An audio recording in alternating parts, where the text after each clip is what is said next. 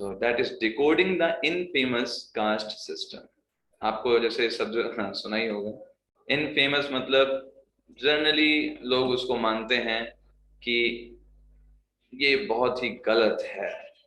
समाज में अनेक प्रकार की जातियां हैं और ये सब जातियों में जो इतना भेदभाव है, ऊंच नीच है कि तुम ये नहीं कर सकते, तुम वो नहीं कर सकते, अगर तुम ये हो तो ये नहीं कर सकते, ये सब बहुत ज्यादा कुछ है, इतना कुछ जो है ये गलत है, भेद होना, ऐसे करके लोग आपने सुने भी होंगे, आप देखते भी होंगे। तो इससे पहले हम इसके ऊपर चर्चा करें, हम आप सभी से रिक्वेस्ट करेंगे कि आप सभी भगवत गीता का चौथा अध्याय ओपन करिए। आपके पास भगवत गीता होगी, उसका चौथा अध्याय ओपन करिए और चौथे अध्याय में भी स्पेशली आप ओपन करिए 13वां श्लोक। चौथा अध्याय 13वां श्लोक आप ओपन करिए। मैं भी प्रयास करता हूं अगर मैं आपको दिखा सकूं। यहाँ पर जो ओपन कर ले वो बता सकते हैं हमको कि मैंने ओपन कर लिया। ओपन कर दिया प्रभु जी, मैंने खोल लिया। प्रभु जी हो गया, प्रभु जी ओपन कर लिया। बहुत बढ़िया, बहुत बढ़िया। तो चौथा अध्याय का 13वां श्लोक मैं स्क्रीन पर भी शेयर कर रहा हूँ, अगर जिनके पास नहीं भी है वो स्क्रीन पर देख सकते हैं। भगवान चौथे अध्याय के 13वें श्लोक में क्या बात बताते हैं, आइए हम देखते हैं। चातुर्वर्ण्यम मया सृष्ट गुण कर्म विभाग। भगवान बोलते हैं चातुर्वर्ण्यम मया सृष्टम गुणा कर्मा विभागशः तस्य कर्तारमपि मां विद्धि कर्तारमव्ययम्। भगवान क्या बोलते हैं कि मैं चातुर्वर्ण्यम, चार प्रकार के वर्ण, हम जानते हैं चार प्रकार के वर्ण जो हैं ब्राह्मण, क्षत्रिय, वैश्य और शूद्र। चार प्रकार के वर्ण जो हैं मया सृष्टम, मया मतलब मेरे द्वारा, सृष्टम मतलब निर्माण किए गए हैं। चातुर्वर्ण्यम चार प्रकार के वर्ण, और हम आश्रम भी बोल सकते हैं, ब्राह्मण, क्षत्रिय, वैश्य और शूद्र, और चार प्रकार के आश्रम ब्रह्मचारी, गृहस्थ, वानप्रस्थ और सन्यास। ये चारों आश्रम मया सृष्टम, मेरे द्वारा, सृष्टम मतलब बनाए गए हैं, गुण कर्म विभाग सह, किस आधार पर बनाए गए हैं, गुणों के आधार पर। गुण मतलब सत्व गुण, रजोगुण और तमोगुण के आधार पर। विभाग सह, उस आधार पर डिवीजन किया गया है। एक तो गुण के आधार पर, दूसरा कर्म के आधार पर। कोई व्यक्ति किस प्रकार के कर्मों में रत है, पहला वो किस गुण में है, दूसरा किस प्रकार के कर्मों में रत है। इस आधार पर चार प्रकार के वर्णों को मेरे द्वारा बनाया गया है।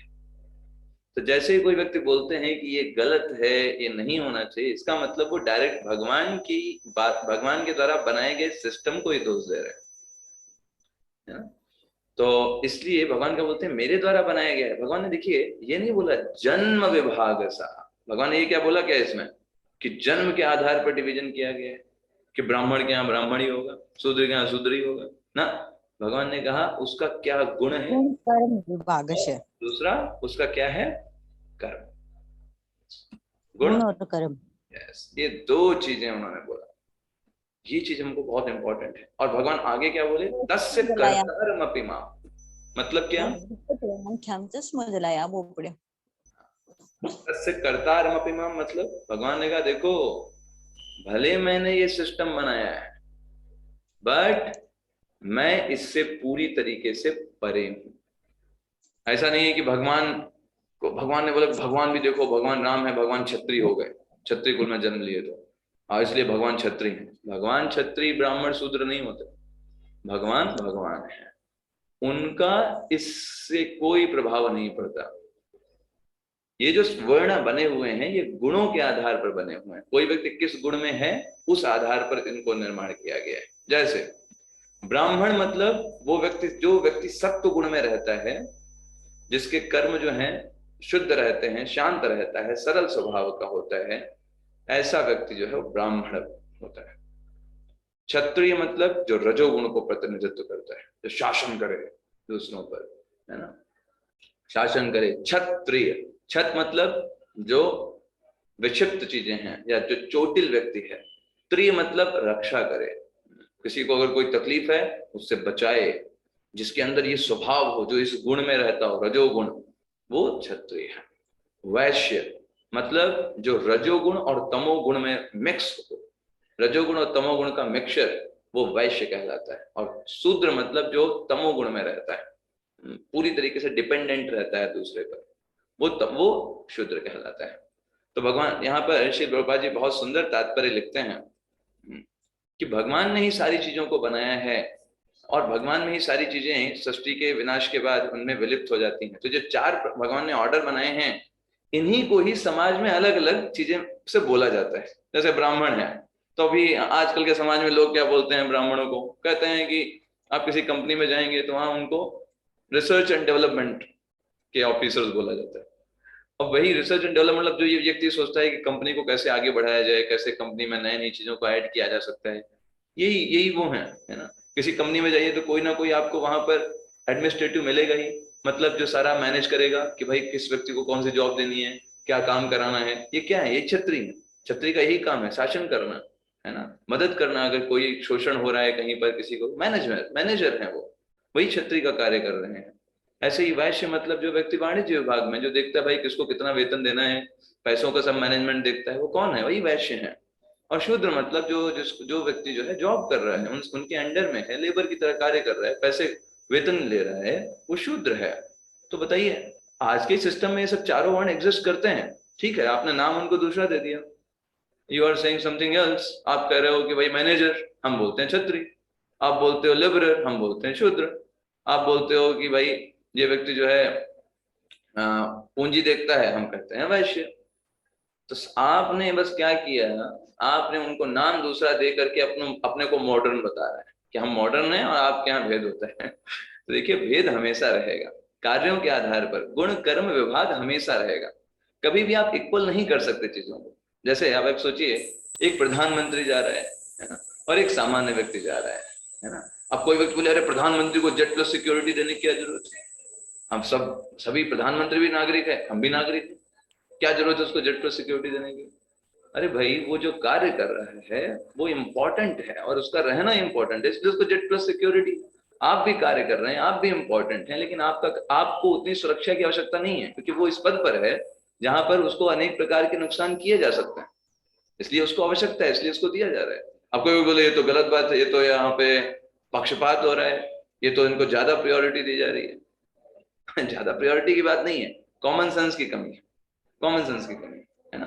तो ये यहाँ पे बता रहे हैं, भगवान कृष्ण ने इन चारों सोसाइटी को बनाया ताकि एक फंक्शन अच्छे से काम कर सके, एक बहुत अच्छे तरीके से फंक्शन कार्य कर सके, समाज के सभी लोग मिलकर के भगवान की भक्ति कर सके सुचारू रूप से।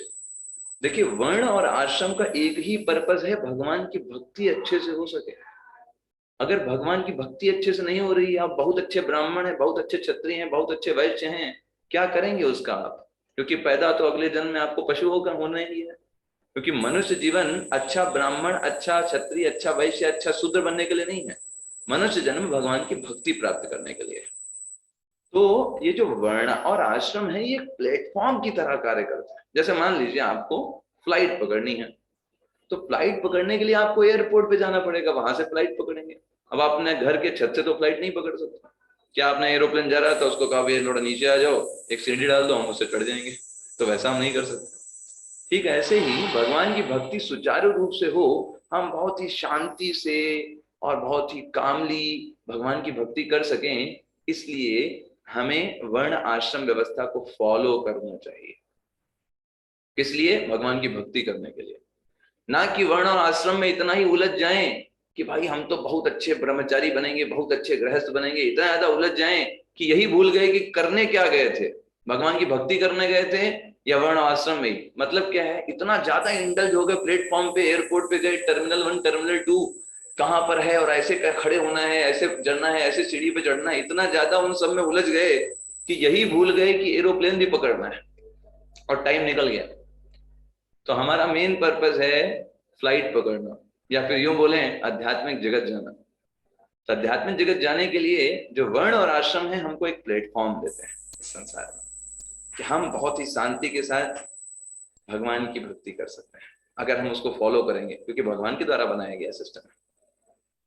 तो प्रभुपाद जी इसी चीज को यहाँ परपट में समझाते हैं कि भगवान वैष्णव जो होते हैं वो वर्ण और आश्रम के भी ऊपर होते हैं, वर्णों को भी पार कर जाते हैं। तो ये कास्ट सिस्टम जो है ये इस तरीके से प्रभुपाद जी यहाँ पर परिभाषित करते हैं। ठीक है, अब हम चलते हैं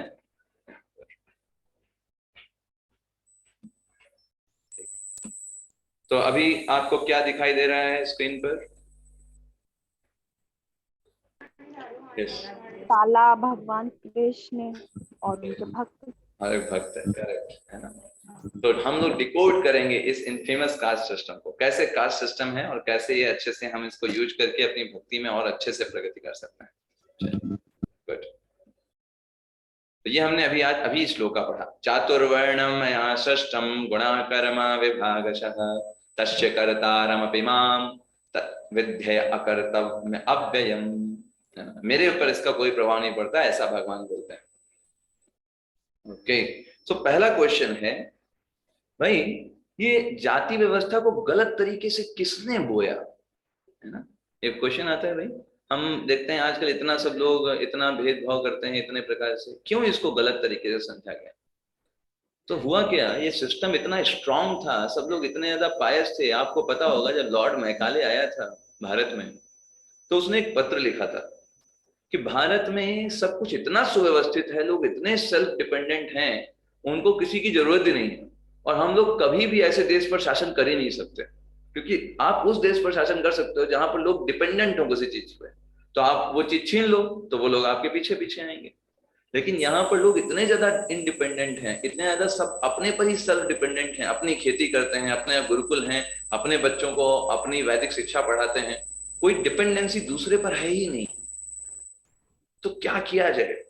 तो ब्रिटिशर्स ने जो सबसे एक चीज देखी वो ये देखी कि कास्ट सिस्टम में जो प्रायोरिटीज हैं, जिन जिन चीजों के कारण प्रायोरिटीज दी जा रही हैं, और जो जो चीजें उन्होंने जानबूझ करके चीजों को निकाला और उसमें दोष खोज करके उन दोषों को बहुत ज्यादा हाईलाइट किया, ताकि समाज में ये हो जाए कि भाई हम जो फॉलो कर रहे हैं वो गलत है ना। और ये जो ब्रिटिशर्स हमारे लिए बता रहे हैं, हमको जो नौकरी दे रहे हैं, बड़ी बड़ी सैलरी दे रहे हैं, वो ज्यादा अच्छा है, हमारा उतना अच्छा नहीं हम जो कर रहे हैं। ये विश्वास इनके अंदर हम डेवलप कर पाए, बस हमारा काम हो जाएगा। और यही उन्होंने किया। हम देखते हैं भगवान ने अभी भी भगवत गीता में बताया कि ये जो कास्ट है ये जन्म से डिसाइड नहीं होती है, गुण और कर्म के ऊपर डिसाइड होती है, ना कि जन्म के आधार पर। ये भगवान ने अभी भी बताया। लेकिन ब्रिटिशर्स ने इतना ज्यादा प्रचार किया इसी चीज का कि जाति व्यवस्था जन्म के आधार पर है, जन्म से कोई व्यक्ति शूद्र होता है, जन्म से कोई व्यक्ति ब्राह्मण होता है, ब्राह्मण का पुत्र ब्राह्मण ही होगा, ऐसी सिस्टम है। इसको बहुत ज्यादा प्रचार किया और इसको दोष देखा इसके अंदर बहुत ज्यादा, है ना। तो जब ऐसी बात हुई, है ना, भगवान इसी चीज को यहाँ पर बता रहे हैं, है ना। यही हमने आपको बताया, गुण और क्वालिटीज, व्यक्ति के अंदर किस किस प्रकार के क्वालिटीज हैं। दूसरा कर्म, वो किस किस प्रकार की एक्टिविटी कर रहा है, ये भगवान ने सिस्टम बनाए। इसको देख करके बताया जा सकता है कि वो व्यक्ति ब्राह्मण है, वो व्यक्ति क्षत्रिय है, वो व्यक्ति वैश्य है, या वो व्यक्ति शूद्र है। तो एक ऋग्वेद में एक कहानी आती है। एक बार शरीर के सारे अंग अलग अलग स्ट्राइक कर दिए, हड़ताल कर दिए, हम काम नहीं करेंगे। क्यों? उन्होंने कहा भाई हम काम करते हैं लेकिन सारे के सारे मजे तो ये पेट उठाता है ना। मेहनत हम करते हैं और आनंद कौन लेता है? पेट। और काम क्या करता है पेट? कोई काम नहीं करता, बस खाली रहता है। खाली सारे जो भी खाते पीते हैं सब पेट में जाता है, और हम लोग तो सारे काम करो, ये उठाओ वो उठाओ, यहाँ जाओ वहां जाओ। मेहनत हम करते हैं, खाता ये, तो हम कुछ काम नहीं करेंगे। हम सब लोग हड़ताल पे, और सब ने काम करना बंद कर दिया। तो क्या हुआ, थोड़े दिन तक तो सब अच्छा चलता रहा, सब लोग हाँ चलो हम एंजॉय कर रहे हैं, अब तो कोई काम भी नहीं करना, बस पड़े रहो। थोड़े दिनों के बाद इनको लगा कि भाई कुछ तो गड़बड़ है, हम लोगों की शक्ति कम होती चली जा रही है, हमारे अंदर क्षमता कम होती जा रही है, हम तो कुछ देख नहीं पा रहे, हम तो कुछ उठा नहीं पा रहे, शक्ति जा रही है। पैरों बोले हमारे पास भी शक्ति नहीं, आंख बोली हमारे पास भी शक्ति नहीं, हाथ बोले हमारी भी शक्ति कमी हो रही है, दिक्कत कहाँ पे आ रही? तब उन्होंने पता लगाया कि भाई दिक्कत यहाँ पे आ रही क्योंकि हमने पेट को इग्नोर कर दिया है। अब पेट ही जो था वो हमको शक्ति प्रदान करता था, अब वो शक्ति नहीं दे पा रहा है क्योंकि हम तो उसको कुछ दे ही नहीं रहे, हेल्प ही नहीं कर रहे। तब फिर उन्होंने सब ने मिलकर के पेट को भोजन कराया। जब पेट को भोजन कराया तो पेट ने सबको शक्ति प्रदान कर दी और सब लोगों के पास वापस शक्ति आ गई और सब लोग फिर से सुखी हो गए। तो इससे रिलेशन क्या ऋग्वेद हमको सिखाता है? ऋग्वेद सिखाता है वैसे ही समाज में कोई भी तबका छोटा या बड़ा नहीं होता, उसकी इंपॉर्टेंस सबकी इंपॉर्टेंस है। आप सोचिए, एक ऐसे समाज की कल्पना करिए जिस समाज में सिर्फ और सिर्फ ब्राह्मण ही ब्राह्मण है, बताइए क्या होगा उस समाज में? हाँ, कौन व्यक्ति क्या करेगा? प्रभु जी हरे कृष्णा। हरे कृष्णा। यस रमेश्वर। तो हमें देखते हैं ना, वो अच्छा समाज नहीं हो पाएगा क्योंकि ऐसा नहीं है कि सिर्फ हमको ब्राह्मण की जरूरत है, क्षत्रियों की भी हमको जरूरत है। कोई बोले अरे नहीं शूद्रों की हमको जरूरत नहीं, शूद्रों की भी हमको जरूरत है। कोई बोले वैश्य की कोई जरूरत नहीं, वैश्यों की भी जरूरत है। सबका अपना अपना रोल है। जैसे हमारे बॉडीज है, हमारी बॉडी में देखिए, बॉडी में सब पार्ट्स है। एक सिर है, तो सिर जो होता है वो ब्राह्मणों को सूचित करता है। तो ये सिर का काम क्या है? देखना, ठीक है, देखना और पूरे शरीर को डायरेक्शन देना। पूरे शरीर को डायरेक्शन कहाँ से मिलती है? जब ये शरीर ऊपर का भाग देखता है तभी ना डायरेक्शन मिलता है वरना डायरेक्शन कैसे मिलेगा? अगर हम आपकी आंखें बंद कर दें तो फिर आप कुछ देख ही नहीं पाएंगे, ठीक है। आप कितने भी अच्छा आपका हस्त पुष्ट शरीर है, आंखें बंद कर दिया तो कहीं गड्ढे में गिर जाएंगे। तो ब्राह्मण का कार्य क्या है? पूरे समाज रूपी शरीर को दिशा प्रदान कर, जो गलत दिशा में जा रहे हैं उनको शास्त्रों की तरफ मोड़ करके उनको सही दिशा दे करके उनको भगवान की सेवा में लगाना। ये किसका कार्य है? ब्राह्मणों का। ये कार्य ब्राह्मणों का। दूसरा क्षत्रिय। क्षत्रिय का कार्य, क्षत्रिय है बाहु, भुजाएं। तो देखिए, आपको कभी भी कुछ अटैक होगा ना, तुरंत देखिए हाथ आगे आ जाते हैं, है कि नहीं? तुरंत हाथ पा जाते हैं। कोई व्यक्ति मारना चाहे तुरंत हाथ पकड़ लेंगे। तो क्षत्रिय का मतलब क्षत्रिय, जो हमारी रक्षा करने में तैयार रहते हैं, वो क्षत्रिय। अब कोई बोले अरे हाथों की क्या जरूरत है? अरे हाथों की जरूरत नहीं तो रोकेंगे कैसे? वो व्यक्ति सामने वाला मारेगा, बस मार खाते रहो। तो क्षत्रिय का कार्य क्या है? समाज की रक्षा करना, बुरे तत्वों से, बुरी चीजों से बचाना समाज को। समाज रूपी शरीर को वो सुव्यवस्थित रहे, अच्छे से फंक्शन करता रहे, हर कोई वर्ण के लोग अपना अपना कार्य करते रहे, इसको एश्योर करना, उनको फैसिलिटेट करना, कोई अगर परेशानी आए तो उनकी मदद करना, उनको शोषण से बचाना, ये कार्य किसका है? क्षत्रिय। क्षत्रिय। तीसरा कार्य वैश्य। वैश्य मतलब पेट।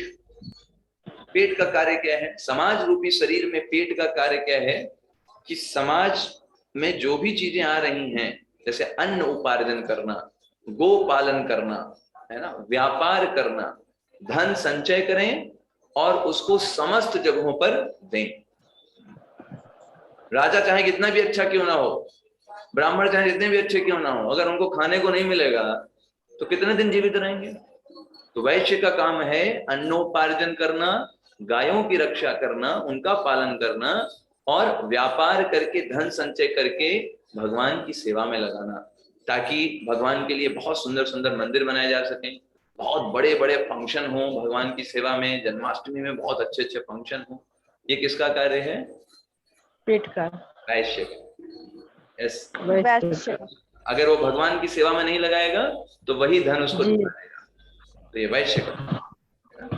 तीसरा, चौथा क्या है? शूद्र। तो शूद्र मतलब वो पैर के स्थान है ना। तो पैर का कार्य क्या है? पूरे समाज को, है ना, ले करके चलना और पूरे समाज को असिस्ट करना। पैर का क्या कार्य है? भाई आंखों ने देखा कि हमको उधर जाना है, लेकर के तो पैर ही जाएगा, है ना।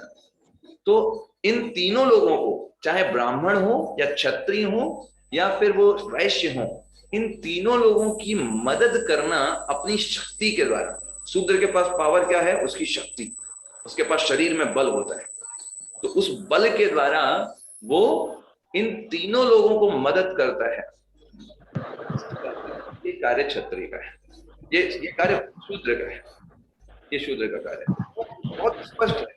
अब सोचिए कोई व्यक्ति अगर ये बोले अरे समाज में शूद्रों की कोई जरूरत नहीं, शूद्र तो बहुत बेकार होते हैं, नीचे होते हैं, अरे तो आप ये बोल रहे हो कि शरीर में पैरों की जरूरत नहीं, पैर को निकाल दो, आप एक तरीके से ये बोल रहे हो। या कोई ये बोले अरे ब्राह्मण तो बड़े, इनके तो बहुत प्राउड होता है, बहुत गर्व होते हैं, इनका कोई काम नहीं, तो आप ये बोल रहे हो कि शरीर में इसका सिर का कोई काम नहीं निकाल सकता। Is it good? बताइए। नो प्रभु जी, नहीं। नहीं, किसी को अगर लगता है, लगता है तो हम प्रयास कर सकते हैं, हम देख सकते हैं। प्रभु जी अपंग हो जाएंगे, विकलांग। प्रभु जी सबका जरूरी है काम, सारे पार्ट का। हाँ, सबका महत्व है, सबका अलग अलग महत्व है, कोई भी ये नहीं कह सकता कि हमारा कोई महत्व नहीं है। हाँ, ये संजीत प्रभु आप कुछ बोल रहे हैं? यस, म्यूचुअली डिपेंडेंट हैं सभी। म्यूचुअली, आप ये नहीं कह सकते कि पेट का कोई काम नहीं है तो खाली बैठे, अरे भाई उसका भी कार्य है, समाज को शक्ति देना, समाज रूपी शरीर को, चाहे बाहु हो, अब इनमें शक्ति नहीं रहेगी तो कैसे रक्षा करेंगे, है ना? तो ऐसे ही इनका भी अपना अपना कार्य है, सबका अपना अपना पर्पस है। तो कास्ट सिस्टम को हम अवॉइड नहीं कर सकते, हम बस उसको अलग अलग नाम दे सकते हैं। जैसे आप देख रहे हैं सामने, नाम अलग अलग दे दिए संसार ने। अभी वो ब्राह्मण नहीं बोलते, अभी वो क्षत्रिय नहीं बोलते, क्षत्रिय की जगह वो मैनेजर बोलते, ठीक है? तो वो कहते हैं हम आधुनिक हो गए, हम मॉडर्न हो गए, हम कास्ट सिस्टम फॉलो नहीं करते, हम जाति व्यवस्था फॉलो नहीं कर रहे। अरे भाई साहब, भगवान ने बनाया है, कैसे बचोगे? भगवान ने जब कोई सिस्टम बनाया है तो वो तो फॉलो करना ही होगा। आप नाम दूसरे दे दो, आप मैनेजर बोल दो, लेबरल क्लास बोल दो, है ना, मेहनत करने वाले लोग बोल दो, वेतन लेने वाले लोग बोल दो, वही हम उसको शूद्र बोलते हैं। आप कहते हो वो लोग जिनको हम वेतन देते हैं, हम कहते हैं उनका नाम शूद्र है, वो शूद्र का कार्य करते हैं, ठीक है? देखिए, ब्राह्मण कोई वेतन नहीं लेता, नेवर। अगर कोई ब्राह्मण वेतन लेता है, उसको नौकरी पे रखा गया है, जैसे आप देखते हैं कि बहुत सारे रखा जाता है नौकरी पर, उनको हर महीने कुछ ना कुछ वेतन दिया जाता है कोई अनुष्ठान कराने को, वो ब्राह्मण नहीं है। ब्राह्मण के सिर्फ 6 कार्य हैं, एकदम याद कर लीजिए, ब्राह्मण के 6 कार्य। पहला पठन पाठन, 2 कार्य हो गए, शास्त्रों को पढ़ना, दूसरों को पढ़ाना। दूसरा, तीसरा और चौथा यजन याजन, यज्ञ करना मतलब भगवान की प्रसन्नता के लिए कार्य करना, और याजन मतलब दूसरों से भी भगवान की प्रसन्नता के लिए कार्य कराना। 5वां और छठा दान प्रतिग्रह, दूसरों को दान देना, अगर जितना उसको आवश्यकता है, अगर उससे ज्यादा उसको मिल गया ब्राह्मण को, तुरंत दान दे देगा, अपने पास नहीं रखेगा वो ना। और प्रतिग्रह, दूसरों से दान स्वीकार करना। अगर कोई कहे कि हम आपको मदद करना चाहते हैं, सेवा में देना चाहते हैं, तो उनसे ग्रहण करना भगवान की सेवा के लिए। अगर उसको आवश्यकता नहीं है, तुरंत दान। ये ब्राह्मण का कार्य है ना। वो कभी भी किसी से वेतन नहीं लेगा, किसी के अंडर में काम नहीं कर सकता ब्राह्मण। अगर किसी के वेतन मतलब क्या? नौकर। वेतन मतलब नौकर, जो वो बोलेगा वो आपको करना पड़ेगा। ब्राह्मण कभी भी ऐसे काम नहीं कर सकता, किसी के अंडर में काम नहीं कर सकता, ये उसका नेचर होता है। गुण कर्म विभाग ऐसा, गुण और कर्म है ना, तो उसका गुण और कर्म इसी तरीके से विभाग ऐसा है, वो किसी के अंडर में काम नहीं कर सकता। कोई व्यक्ति उसको नहीं बोल सकता चलो मैं बोलता हूं ये करो, तुमको ये करना है। ब्राह्मण ऐसे में कर ही नहीं पाएगा। ये ब्राह्मण का है नेचर, गुण और कर्म। कौन कौन हो गया? पहला पठन पाठन, यजन याजन, दान प्रतिग्रह। जैसे चाणक्य पंडित का उदाहरण लेते हैं, प्रैक्टिकली कलयुग में आखिरी जो ब्राह्मण था वो चाणक्य पंडित ही थे, उसके बाद कोई ब्राह्मण है ही नहीं। चाणक्य पंडित का एक एग्जाम्पल देखिए। उनसे बोला गया कि भाई आप क्यों नहीं राजा बन गए? उन्होंने कहा मैं ब्राह्मण हूं, मैं कैसे राजा बन सकता हूं? ब्राह्मण का कार्य है दूसरों को इंस्ट्रक्ट करना, दूसरों को उपदेश देना, शासन करना ब्राह्मण का कार्य नहीं है। मैं राजा नहीं बन सकता, है ना। ऐसे शील प्रभुपाद जी से एक बार अमेरिका में एक भक्त ने कहा, प्रभुपाद जी अगर हम हरे कृष्ण मूवमेंट पूरे अमेरिका में फैला दें और सब लोग भगवान के भक्त बन जाएं और पूरा अमेरिका जो है वो हरे कृष्ण डिवोटीज, तो प्रभुपाद जी आप क्या प्रेसिडेंट बन जाएंगे? प्रेसिडेंट ऑफ अमेरिका शील प्रभुपाद जी। तो प्रभुपाद जी ने कहा नहीं, मैं प्रेसिडेंट नहीं बनूंगा, मैं प्रेसिडेंट को उपदेश देने वाला बनूंगा, क्योंकि मेरा नेचर ब्राह्मण का नेचर है, तो मैं शासन नहीं कर सकता। मेरा जो गुण है उस आधार पर मैं काम करूंगा। जो राजा बनेगा उसको डायरेक्शन देना, उसको क्या करना है क्या नहीं करना है, ये काम मैं करूंगा। चाणक्य पंडित स्वयं राजा नहीं बने, चंद्रगुप्त मौर्य को राजा बनाया। कहा हम तुमको बताते हैं कैसे राजा बनना है। चाणक्य पंडित इतने अच्छे तरीके से सारी चीजों को फॉलो करते थे। एक बार एक व्यक्ति उनसे मिलने आया, तो चाणक्य पंडित एक राज परिवार में नहीं रहते थे, है ना। ये नहीं कि राजा के मंत्री हैं, प्रधानमंत्री। चाणक्य पंडित जो थे वो प्रधानमंत्री बनाया था उनको चंद्रगुप्त मौर्य ने। ऐसा नहीं है कि चाणक्य पंडित प्रधानमंत्री बना दिया तो महलों में रह रहे हैं, नहीं। ब्राह्मण है तो महलों में कैसे रह सकते हैं। हम तो छोटी सी कुटिया में दूर रहेंगे, कहीं पर जहां पे हम अच्छे से शास्त्रों का अध्ययन कर सकें, वहां पर रहेंगे। वो एकदम मिनिमम चीजों में रहेंगे, जितनी चीजों की आवश्यकता है, बस दूर कहीं तो दूर रहते थे। एक व्यक्ति उनसे कहा भाई प्रधानमंत्री से मिलना, कहा वो तो राज्य परिवार के बाहर मिलेंगे। उन्होंने कहा पहला ऐसा प्रधानमंत्री देखा जो बाहर रहता है। ठीक है भाई जाते हैं। वो गए बाहर उनसे मिलने। उन्होंने कहा, वो उस समय चाणक्य पंडित एक डिब्बी में लैम्प जल रही थी और लिख रहे थे, राज परिवार का कुछ कार्य था उसको कर रहे थे। तो व्यक्ति उनसे मिलने आया, तो चाणक्य पंडित ने बोला क्या काम है आपको। तो उन्होंने बोला मुझे आपसे पर्सनल कुछ बात करनी है। अच्छा, चाणक्य पंडित ने कहा ऐसा है क्या। उन्होंने उस डिब्बी को बुझा दिया जो जल रही थी और अंधेरा हो गया। वो व्यक्ति बोला अरे अंधेरे में बात करेंगे क्या। फिर उन्होंने दूसरी डिब्बी निकाली, उसको जलाया, कहा अब बोलिए क्या बात है आपकी। तो इस व्यक्ति ने बोला बात को पहले बात बताना, पहले ये बताओ वो वाली क्यों बुझाया, इसको क्यों जलाया, उसमें क्या दिक्कत थी। तो उन्होंने बोला देखो वो जो डिब्बी थी वो मैं राज परिवार का कार्य कर रहा था, तो उसमें जो तेल है वो राज परिवार के द्वारा दिया गया है, ठीक है।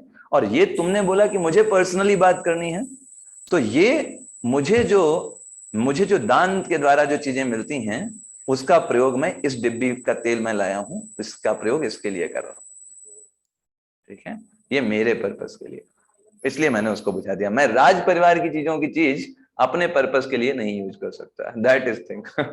तो ये लेवल होता है ना। प्रैक्टिकली आखिरी ब्राह्मण थे वो पूरे कलयुग के। तो आप समाज में अलग अलग नाम दे सकते हो इन्हीं ब्राह्मण क्षत्रिय वैश्य शूद्र को, लेकिन अवॉइड नहीं कर सकते उनको। ये चीज यहां पर बहुत अच्छे से समझाई गई है ना। रशियन सोसाइटी में देखिए वो लोग क्या बोलते थे, कम्युनिज्म को फॉलो करते थे, है ना। कम्युनिज्म मतलब क्या कि भाई सब समान है ना। सब लोग समान। क्यों भाई सब लोग समान क्यों हैं? क्योंकि सबको समान रूप से मौका मिलना चाहिए, कोई भी बड़ा छोटा नहीं। लेकिन आप ये कर नहीं सकते आप समाज में, जैसे हमने आपको एग्जांपल दिया, you can not do like that, है ना। आप ऐसा नहीं कर सकते। आप सबको समान रूप से नहीं बना सकते, एक जैसा नहीं बना सकते। अब मान लीजिए आप सोचिए आपकी कंपनी में कोई नया वर्कर आया, है ना, आप उसको सीईओ बना दोगे? बताइए, क्योंकि सबको समान रूप से दर्जा मिलना चाहिए। नहीं बनाएंगे। नहीं, क्या समझते हैं? बना दीजिए उसको, है ना। कोई का नया टीचर है उसको प्रिंसिपल बना देंगे? नहीं बना। उसकी योग्यता होनी चाहिए ना। उसके गुण नहीं है, उसके गुण नहीं है, योग्यता नहीं है। तो योग्यता और गुणों के आधार पर भेद करना ये गलत बात नहीं है, ये अच्छी बात है। आप ये समझिए, है ना। योग्यता और गुणों पर कोई आधार पर भेद करना ये तो हम करते हैं, ये आवश्यक है समाज को संचालित करने के लिए। अगर हम बोले, रशियन सोसाइटी यही बोलती है सबको बराबर मौका दो, किसी को नीचे मत रखो, किसी को ऊपर मत रखो। अरे भाई ये नहीं, ये प्रैक्टिकल नहीं है, आप नहीं कर सकते। इसीलिए देखिए पूरा कम्युनिज्म डूब गया, पूरा कम्युनिज्म डूब गया। वो प्रैक्टिकल नहीं कर पाए। सिर्फ बोलने और सुनने में बहुत अच्छा लगता है कि सबको बराबर का मौका मिलना चाहिए, ये होना चाहिए, वो होना चाहिए। सबको बराबर का मौका तब मिले ना जब सब बराबर तरीके के गुण और कर्मों को रखते हो। कोई व्यक्ति जो है वो क्रिमिनल है, आप उसको ले, उसको बराबर का मौका मिलना चाहिए, उसको समाज में सब कुछ मौका मिलना, क्यों मिलना चाहिए? उसको जेल मिलना चाहिए क्योंकि वो योग्य नहीं है उसके लिए। और जो कोई व्यक्ति अगर अच्छा है, सुव्यवस्थित है, अच्छा योग्यता है उसके अंदर, स्किल्ड है, तो उसको मौके मिलने चाहिए। तो ये कोई हम यहाँ पर भेदभाव नहीं कर रहे हैं, हम जो योग्य है उसको मौका दे रहे हैं। अभी देखिए भेदभाव के नाम पर तो लोग भगवान को भी नहीं छोड़ते, कहते हैं अरे भाई लोग जो भगवान है वो भेदभाव करते हैं, पक्षपात करते हैं। अरे भगवान पक्षपात नहीं करते, भगवान जैसे एक कोर्ट का सिस्टम है, तो कोर्ट में एक व्यक्ति जो होता है उसको मुआवजा दिया जाता है 10,000 रुपए, और दूसरे व्यक्ति को उम्र कैद की सजा दे दी जाती है। अब कोई व्यक्ति कोर्ट को बोले अरे कोर्ट तो भेदभाव कर रहा है, एक व्यक्ति को उम्र कैद, एक व्यक्ति को 10,000 रुपए, ये तो गलत है, मानहानि का केस हो गया तो उसको 10,000 रुपए दे रहे हैं। तो कोर्ट भेदभाव कर रहा है या सही कर रहा है, मुझे बताइए। न्याय कर रहा है। न्याय सही कर कर रहा रहा है। है। अगर वो नहीं करेगा, ये अगर मान लो ये भेदभाव ना करे, कोर्ट मानहानि वाले को भी उम्र कैद दे दे और उसको भी उम्र कैद दे, कहते भाई सब बराबर हमारे लिए, है ना, तब भेदभाव हो जाएगा, तब पक्षपात माना जाएगा कि भाई कोर्ट ने गलत किया, ये पक्षपात है। लेकिन अगर उनके कर्मों के आधार पर उनमें भेद किया जा रहा है तो ये भेदभाव नहीं है, ये पक्षपात नहीं है। ऐसे ही अगर भगवान भक्तों को उनकी रक्षा करते हैं, उनकी मदद करते हैं, उनको भक्ति में आगे बढ़ाते हैं, तो ये भगवान का भेदभाव नहीं है। अगर भगवान नहीं मदद करेंगे, नहीं रक्षा करेंगे, तब पक्षपात हो जाएगा। Is it clear? जी प्रभु जी। प्रभु जी एक क्वेश्चन है प्रभु जी। प्रभु जी। के लिए यस प्रभु जी हाँ प्रभु जी, ये आपने बिल्कुल सही बोला है, जो आपने बोला कि गुण के आधार पर डिफरेंशिएशन होना चाहिए। लेकिन आई थिंक ये पुराने कर्मों से भी आ रहा है, बिकॉज कोई तो मतलब कोई बिकॉज ऑफ हिज पुराने कर्मों की वजह से कोई अच्छे परिवार में जन्म लेता है तो ऑटोमेटिकली उसका बहुत कुछ हो जाता है। करेक्ट, उसमें मतलब एफर्ट कम हो जाता है। करेक्ट। और किसी को बहुत एफर्ट करना पड़ता है, तो वो भी एक डिफरेंशिएशन का फैक्टर आ जाता है ना। बिल्कुल सही विवेक शर्मा प्रभु जी ने बताया, बिल्कुल सही बताया। देखिए, जहां हमारा जिस परिवार में जन्म हुआ है उसका इफेक्ट हमारे ऊपर पड़ता है। जैसे फॉर एग्जांपल माता पिता हमारे डॉक्टर हैं, तो फिर हमारे लिए डॉक्टर की पढ़ाई करना उस बच्चे की अपेक्षा आसान होगा जिसके माता पिता अनपढ़ हैं। Is it right? है ना? बट ये कहना कि जिनके माता पिता डॉक्टर हैं सिर्फ वही बच्चे डॉक्टर बन सकते हैं और कोई दूसरा बच्चा डॉक्टर नहीं बन सकता, ये गलत है। ठीक है? इवन दो हमारे प्रीवियस जन्मों के इफेक्ट के कारण हम ब्राह्मण कुल में हमारा जन्म हुआ, पिछले जन्म में हमने मान लीजिए कुछ अच्छे कार्य किए, लेकिन अगर इस जन्म में हम चीजें अच्छी नहीं करेंगे, हम गलत चीजों को स्वीकार करेंगे, तो हम शूद्र ही हैं। दूसरा, पिछले जन्मों के कारण या कुछ होने के कारण हम निम्न कुल में जन्म हुआ हमारा, लेकिन हमारे व्यवहार, हमारी एक्टिविटीज, हमने शास्त्रों के आधार पर अपने जीवन को अनुकूल किया, तो हम ब्राह्मण हैं। तो ब्राह्मण या शूद्र या क्षत्रिय होना जन्म के आधार पर होता नहीं है, हमारे कर्म के आधार पर बताया जाता है। जैसे डॉक्टर होना, वकील होना, ये जन्म से कोई नहीं होता, उसको फैसिलिटी मिल सकती है, उसके माता पिता उसको हेल्प करेंगे अगर डॉक्टर होंगे तो, दैट्स ओके। बट ऐसा नहीं होता कि हर कोई डॉक्टर का बेटा डॉक्टर ही बने, है ना? नहीं होता ऐसा। That's the thing. Is it clear Vivek Sharma bro?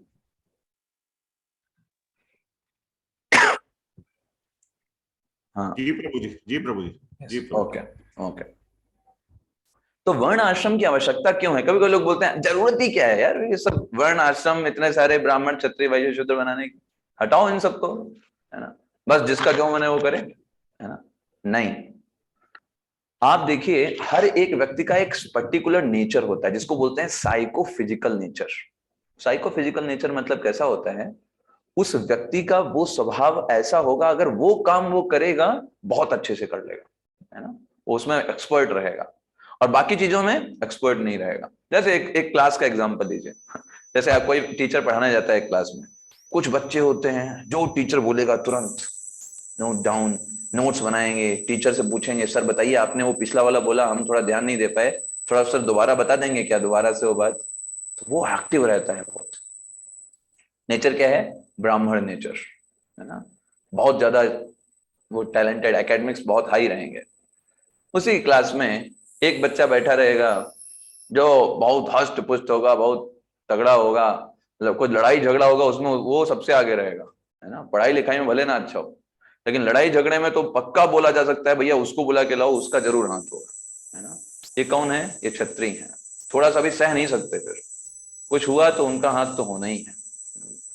तीसरे, वैश्य मेंटालिटी। ये वो बच्चे होते हैं जो बिजनेस मेंटालिटी वाले होते हैं, है ना, खरीद के लाए कोई चीज 2 रुपए की, दूसरे बच्चे ने पूछा कितने की है, 10 रुपए से आई है अमेरिका की, है ना, बच्चों को 10 रुपए देकर के ले लिया, 8 रुपए का प्रॉफिट, है ना। वो वैसे मेंटालिटी छोटे बच्चों में होता है ना। वो लाए 2 रुपए का, बताया 10 रुपए की, और कहा हम तुम्हारे लिए भी लेकर के आएंगे, और 8-8 रुपए का प्रॉफिट कमा लिया। वो मेंटालिटी है ऐसे बच्चों की। और चौथे बच्चे होते हैं, पीछे बैठे रहेंगे, उनको पढ़ाई से कोई मतलब नहीं, टीचर क्या बोल रहा है उनसे उनको कोई फर्क पड़ता नहीं है ना, क्योंकि वो जानते नहीं है टीचर, उनको लगता है टीचर कोई दूसरी भाषा में बात कर रहा है ना। वो अपनी दुनिया में रहते हैं पीछे वाले। लेकिन अगर कोई टीचर बोल देगा चलो फाइल ढो, फाइल लेकर के आओ, डस्टर लो, ब्लैक बोर्ड को साफ करो, अरे उसमें बहुत आगे, ठीक है। वो चाहे जितना काम करा लो, इस बेंच को उठा के उस बेंच वहां लेके चलो, उस रूम से 3 बेंच उठा लाओ, यहाँ रख दो, इन सब में वो बड़े एक्टिव। अरे सर बताइए हम क्या कर दें, पढ़ाई लिखाई के नाम पे कुछ भी नहीं करेंगे। तो कौन है वो? शूद्र हैं। शरीर से शूद्र की एक जो मेन खासियत होती है, लॉयल होते हैं, लॉयल होते हैं, इसलिए तीनों को एग्जिस्ट कर पाते हैं, ब्राह्मण, क्षत्रिय और वैश्य को। तो इस तरीके से हमारा जो साइको फिजिकल नेचर है, हम जिस काम में रुचि रखते हैं उसको इंगेज करता है ये वर्णाश्रम सिस्टम। ठीक है भाई, आपका ये कार्य करने में आप बहुत दक्ष हो, ठीक है, तो आप इसी कार्य को करो, कोई प्रॉब्लम नहीं, दूसरे लोग क्या कर रहे हैं उससे कोई मतलब नहीं आपको, है ना। आजकल के समाज में क्या है, बस IIT करो, बीटेक करो, बीटेक कर लो, बस ऐसा लगता है जैसे बीटेक कर लोगे तो बस गंगा जी नहा लिए, है ना। हर एक व्यक्ति को भौतिकता पढ़ाने वाली मशीन के कसाई घर में उसको जबरदस्ती घुसेड़ा जा रहा है। उसका नहीं रुचि है, नहीं उसका रुचि है इन सब कार्यों में, उसकी बिजनेस मेंटालिटी है, उसको बिजनेस ओपन करना है। नहीं, तुम पढ़ाई करो, तुमको IITian बनना है, NITian बनना है। बाद में ऐसे बच्चे फ्रस्ट्रेट होकर के कहीं के नहीं रहते। जब आप जबरदस्ती किसी व्यक्ति को उसके स्वभाव के विरुद्ध कार्यों में लगाने का प्रयास करोगे तो हैवॉक होता है, हैवॉक होता है। आज क्यों आजकल इतने सारे छात्र, इतने सारे समाज के लोग फ्रस्ट्रेटेड क्यों हैं? जो काम कर रहे हैं उनकी वो रुचि नहीं है, उसमें उनको अच्छा नहीं लगता है। वो क्यों कर रहे हैं? पैसे कमाने थे इसलिए कर रहे हैं, है ना। आप किसी भी व्यक्ति से पूछिए, जो व्यक्ति बड़ी बड़ी एजुकेशन प्राप्त कर रहा है, उससे पूछो भाई तुम ये क्यों पढ़ाई कर रहे हो, क्या उद्देश्य क्या है? पैसे कमाने, पैसे ज्यादा मिलेंगे। उनको इससे मतलब ही नहीं है कि वो उनके लिए अच्छा कार्य है या नहीं, उनके नेचर को मैच करता है कि नहीं, है ना। उससे उनको कोई मतलब नहीं, उनको पैसे कमाने, उनको सिर्फ और सिर्फ पैसे कमाने। और कई सारी जॉब्स को वो अच्छा मानते ही नहीं है, कहते अरे ये तो जिस किसी को कुछ नहीं मिलता तब ये बन जाते हैं। क्यों? क्योंकि उसमें पैसे नहीं है ना। जैसे कई लोगों से मैंने ऐसे सुना, है ना, तो बोलते हैं टीचिंग में रुचि नहीं। भाई टीचिंग क्यों नहीं करना है? जैसे मैं अपने क्लास में ही बच्चों से पूछ रहा था, एक टीचर थे, वो पूछा एक्चुअली उन्होंने, है ना, तो उन्होंने पूछा सारे बच्चों से, कहा आप में से कितने लोग शिक्षक बनना चाहते हैं? How many of you want to become teacher, है ना। एक बच्चे ने हाथ नहीं उठाया, है ना, सब लोगों ने कोई इंजीनियर, डॉक्टर, वो ये वो। अच्छा क्यों भाई, टीचर क्यों नहीं बनना? सर टीचर बनने में क्या है, सर पैसे नहीं है ना, पैसे नहीं मिलते वहां पर। किसी को ये नहीं सोचना है कि उसका स्वभाव कैसा है। जैसे मैं आपको एक चीज बताऊं, मान लीजिए आप शर्ट पहनते हैं 38 नंबर की, आप मॉल में गए, वहां पे 44 नंबर की भी शर्ट रखी हुई है, लेकिन क्या वो आपके काम की है? नहीं है प्रभु जी। नहीं प्रभु जी। लेकिन बहुत अच्छी है, उसमें बड़ी डिजाइन बनी हुई है और खूब बढ़िया कपड़ा उसका है, देखने में बड़ी अच्छी लग रही है, लोगे आप? नहीं प्रभु जी, लेकिन हाँ किसी को गिफ्ट दे सकते हैं। हाँ, लेकिन क्या आपके काम की है? नहीं। लोगों को ये बात समझ में नहीं आती। लोगों को पैसा देखना होता है, वो कहते हैं कि हम वो काम करेंगे जिसमें पैसे मिले। ठीक है, देखने में अच्छा लगना चाहिए, बड़े बड़े गाड़ियों में घूमना चाहिए, हम बड़े बड़े महलों में रहें, खूब सारे पैसे आए। उनको इससे कोई मतलब नहीं है कि हमारा मन शांत रहे, हमारा साइको फिजिकल नेचर इंगेज हो। उनको पैसे सिर्फ कमाने, है ना। तो ये दृष्टिकोण के कारण समाज फ्रस्ट्रेटेड है। और जो व्यक्ति इस चीज को समझ जाता है, साइको फिजिकल नेचर को, अपने नेचर, अपनी एक्टिविटीज को देख करके कि हमें किस चीजों में रुचि है। हम ब्राह्मण मेंटालिटी के हैं, हमें लोगों को पढ़ाना समझाना अच्छा लगता है। हम क्षत्रिय मेंटालिटी के हैं, क्षत्रिय मेंटालिटी मतलब हमें समाज में एडमिनिस्ट्रेटिव रोल अदा करना, लोगों को शासन करना, उनको अच्छी डायरेक्शन देना, ये हमको पसंद है। या हम वैश्य मेंटालिटी के, हम चाहते हैं हम खुद के ही एक तरीके से राजा रहें, किसी के अंडर में ना रहें और स्वतंत्र रूप से बिजनेस रखें, ये हमारी मेंटालिटी है। या शूद्र मेंटालिटी है कि हम वेतन कमाएं, महीने के अंत में वेतन आ जाए, हम वेतन पा जाएं और बाकी हमको कोई मतलब नहीं। ये शुद्ध मेंटालिटी। तो ये चारों में हमारा कैसा साइकोफिजिकल नेचर है, गाइडेंस में सीखना चाहिए। जिनके अंडर में हैं हम उनसे पूछना चाहिए। कभी कभी हम साइकोफिजिकल नेचर अपना नहीं समझ पाते हैं, लेकिन जिनके अंडर में हम हैं उन्होंने हमको देखा है जीवन पर्यंत, उनसे हम परामर्श करके अपने साइकोफिजिकल नेचर के आधार पर हम अपने कार्यों को कर सकते हैं। भगवान भगवत गीता में बोलते हैं कि श्रेयान स्वधर्मो विगुणा परधर्मा भयावह। भगवान बोलते हैं 3रे अध्याय में, अपने धर्म को फॉलो करना चाहिए चाहे कितना भी आप करने में असफल रहे हो। जैसे कोई व्यक्ति जो है उसकी मेंटालिटी साइकोफिजिकल नेचर ब्राह्मण मेंटालिटी का है, तो शिक्षक वो बनना उसका है। मान लीजिए वो अच्छे से पढ़ा नहीं पा रहा है, कोई बात नहीं, फिर भी तुम वही कार्य करो। नहीं अच्छे से पढ़ा पा रहे हो लेकिन तुम्हारा साइकोफिजिकल नेचर अगर वैसा है तो ब्राह्मण मेंटालिटी मतलब आप शिक्षक बन सकते हो, साइंटिस्ट बन सकते हो। ये ब्राह्मण मेंटालिटी है जहां पे बुद्धि का बहुत ज्यादा यूज होता है। फिर भी तुम नहीं अच्छे से कार्य कर पा रहे हो, फिर भी अपने साइकोफिजिकल नेचर को मत छोड़ो, स्वधर्म को मत छोड़ो। श्रेयान स्वधर्मो विगुणा परधर्मा भयावह। अगर कोई व्यक्ति अपने धर्म को छोड़ करके दूसरे के धर्म को प्रैक्टिस करने का प्रयास करता है, कहता है उसमें बड़ा पैसा है, उसमें लोग बड़ी इज्जत करते हैं, चलो वो बन जाता है, भगवान कृष्ण कहते हैं भयावह, बहुत ज्यादा खतरनाक है। आपको पैसे और फैसिलिटी मिलेंगे लेकिन आप फ्रस्ट्रेटेड रहोगे, आप फ्रस्ट्रेट रहोगे। तो सबसे ज्यादा इंपॉर्टेंट है साइकोफिजिकल नेचर को इंगेज करना। आपको खुद सेटिस्फैक्शन होगा, उसको बोलते हैं इंडिविजुअल सेटिस्फैक्शन। बाहर के लोग क्या बोल रहे हैं वो अलग बात है, लेकिन हमारे हृदय में जो हमको संतुष्टि मिलेगी वो तभी मिलेगी जब हम अपने स्वधर्म के आधार पर कार्य करेंगे। सबकी बॉडी अलग अलग नेचर की होती है। मेरी बॉडी का अलग नेचर है, आपकी बॉडी का अलग नेचर है, तीसरे व्यक्ति का अलग नेचर है ना। और उसको पहचान करके उसकी तरफ आगे बढ़ाना चाहिए। जैसे एक जंगल में अनेक प्राणी रहते हैं, है ना, तो आप अगर सबका ओलंपिक रेस कराओ, है ना, तो आप हाथी से एक्सपेक्ट करो कि वो दौड़ में जीत जाएगा, है ना। Is it possible? नहीं, कौन जीतेगा दौड़ में? नहीं, दौड़ में कौन जीतेगा? नहीं, चीता जीतेगा। चीता दौड़ेगा, Yes. चीता। थोड़ा तेज दौड़ने वाले। यस, थोड़ा चीता जीत जाएगा क्योंकि चीता सबसे तेज दौड़ने वाला पशु होता है। चीता की स्पीड सबसे तेज होती है सारे पशुओं में। घोड़ा भी तो तेज दौड़ता है प्रभु जी। चीता से तेज नहीं। घोड़ा भी तेज दौड़ता है, चीता से तेज नहीं दौड़ता। चीता बहुत तेज दौड़ता है। तो अब हाथी बोले अरे यार हम तो फेल हो गए, चलो अगले साल हम फिर से देंगे। और इस बार हाथी ने खूब, है ना, जिम ज्वाइन किया और जिम में अपने उसने पूरे 6 पैक एप्स बनवा लिए, खूब उसने बाइसेप्स ट्राइसेप्स सब डेवलप कर लिए। अगले बार फिर कंपटीशन हुआ। अभी कौन जीतेगा? चीता जीतेगा फिर से।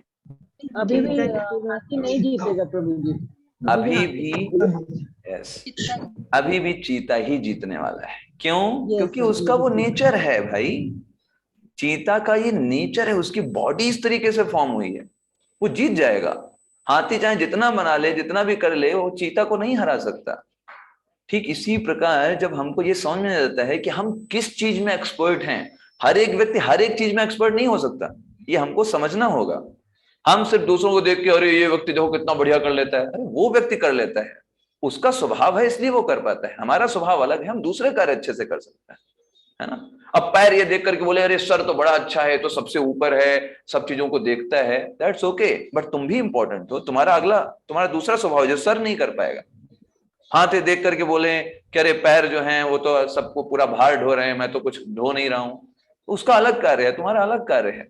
तो we don't have to compare with other person, we have different role, है ना। हमारा रोल अलग अलग है और हमको अपने कार्य को अच्छे से करना है, ना कि दूसरे के कार्यों को कंपेयर करके उस तरह बनने का प्रयास करना है। That is the thing, that's very very important thing. Individual job satisfaction, हमारा जो जॉब सेटिस्फैक्शन। यस, एकता माता जी। इसमें प्रभु जी जैसे आपने कहा कि स्वधर्म में रहना चाहिए, लेकिन यदि मतलब नहीं कर पा रहे उस कार्य को अच्छे से, तब भी हमें स्वधर्म में रहना चाहिए। करेक्ट। तो अगर नहीं कर पा रहे हैं तो फिर तो कुछ और कार्य होगा ना हमारा। मेन चीज है, जैसे चीता है, मान लो उसको चोट लग गई है ना, तो नहीं दौड़ पा रहा है, इसका मतलब ये नहीं है कि वो दौड़ नहीं सकता, ठीक है, वो दौड़ सकता है, बस थोड़े समय की बात है, कुछ प्रॉब्लम्स आ गई हैं इस कारण से दौड़ नहीं पा रहा है, ठीक है, लेकिन फिर भी उसको उसी में एक्सपर्टीज को डेवलप करना चाहिए, क्योंकि वो उसमें बड़ी आसानी से डेवलप कर पाएगा, है ना। अब चीता अगर जैसे हाथी की हमने बात की, तो हाथी जो है वो किस कार्य को अच्छे से कर पाएगा, अगर कोई बहुत ही ज्यादा बड़े बड़े पेड़ों को तोड़ना हो, चीता कर पाएगा? नहीं कर पाएगा प्रभु जी। है ना, चीता चाहे जितना प्रैक्टिस करे, बोले नहीं हम भी हाथी की तरह तोड़ेंगे, उसका सर टूट जाएगा, वो पेड़ नहीं तोड़ने वाला है, लेकिन हाथी एक बार सूंड में पकड़ेगा, पेड़ को जड़ से निकाल देगा। तो कहने का आशय क्या है, थोड़े समय तक हो सकता है हमको ऐसा लग रहा हो कि मैं सक्सेस नहीं हो रहा हूं, मैं अच्छे से नहीं कर पा रहा हूं, मेरा नेचर है बट मैं इसमें सक्सेस नहीं हो पा रहा हूं, फिर भी हमको करना चाहिए।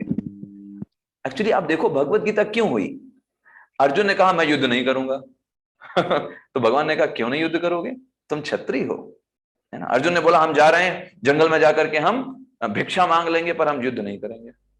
भगवान ने कहा तुम नहीं छोड़ सकते युद्ध, क्योंकि तुम क्षत्रिय हो, और क्षत्रिय का कार्य है जब भी समाज पर आपत्ति आएगी तो उसकी रक्षा करनी है, तुम भाग नहीं सकते। भिक्षा मांग करके जीवन यापन करना यह ब्राह्मण का कार्य है। तुम अगर ब्राह्मण बनने का प्रयास करोगे, सिंपल फ्रस्ट्रेटेड रहोगे। क्यों? ब्राह्मण जाएगा, क्षत्रिय है, ब्राह्मण के अंदर विनम्रता होती है इसलिए भिक्षा मांग लेता है, क्षत्रिय के अंदर विनम्रता नहीं होती।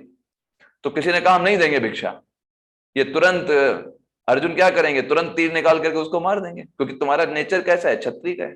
तो तुम अगर ब्राह्मण बनने का प्रयास करोगे तो सिवाय फ्रस्ट्रेशन के कुछ मिलने वाला नहीं है वहां पर, इसलिए तुम्हारा नेचर क्षत्रिय है तो तुम कार्य करो, युद्ध करो और समाज की रक्षा करो। आप ऐसा सोचो हाथ मना कर दें, मैं बचाव नहीं करूंगा, है ना, मैं तो खाऊंगा, बहुत हमने बचाव किया। हरे कृष्ण हरे कृष्ण, हरे कृष्ण, है ना। तो भगवान कृष्ण ने अर्जुन को जो उस क्षत्रिय जन्म में पैदा हुए थे उसके आधार पर कहा कि उनके द्वारा जो क्षत्रिय का काम किया जा रहा था इसके आधार पर उनको युद्ध के लिए ललकारा। भगवान कभी भी जन्म के आधार पर विभाजन नहीं करते, कर्म के आधार पर विभाजन करते हैं।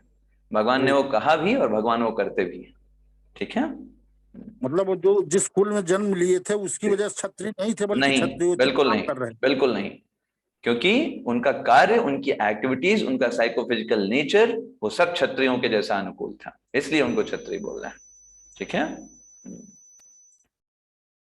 तो भगवान ने यही बोला अर्जुन को, यही चीज हम आपको बताने का प्रयास कर रहे हैं कि जो स्वभाव हो उसके आधार पर ही कार्य करो, भले हमको असफलताएं मिल रही है ना, हमें फिर भी वो कार्य नहीं छोड़ना है। भगवान ने कहते हैं अगर हम दूसरे की कॉपी करने का प्रयास करें, हम सोचेंगे अरे दूसरी जॉब में ज्यादा बढ़िया पैसा है, वो करेंगे तो बढ़िया रहेगा, ज्यादा मिलेगा, पैसा मिलेगा, बट आप सेटिस्फैक्शन नहीं प्राप्त करोगे। और ये बात याद रखिए, सेटिस्फैक्शन ज्यादा इंपॉर्टेंट है पैसों से।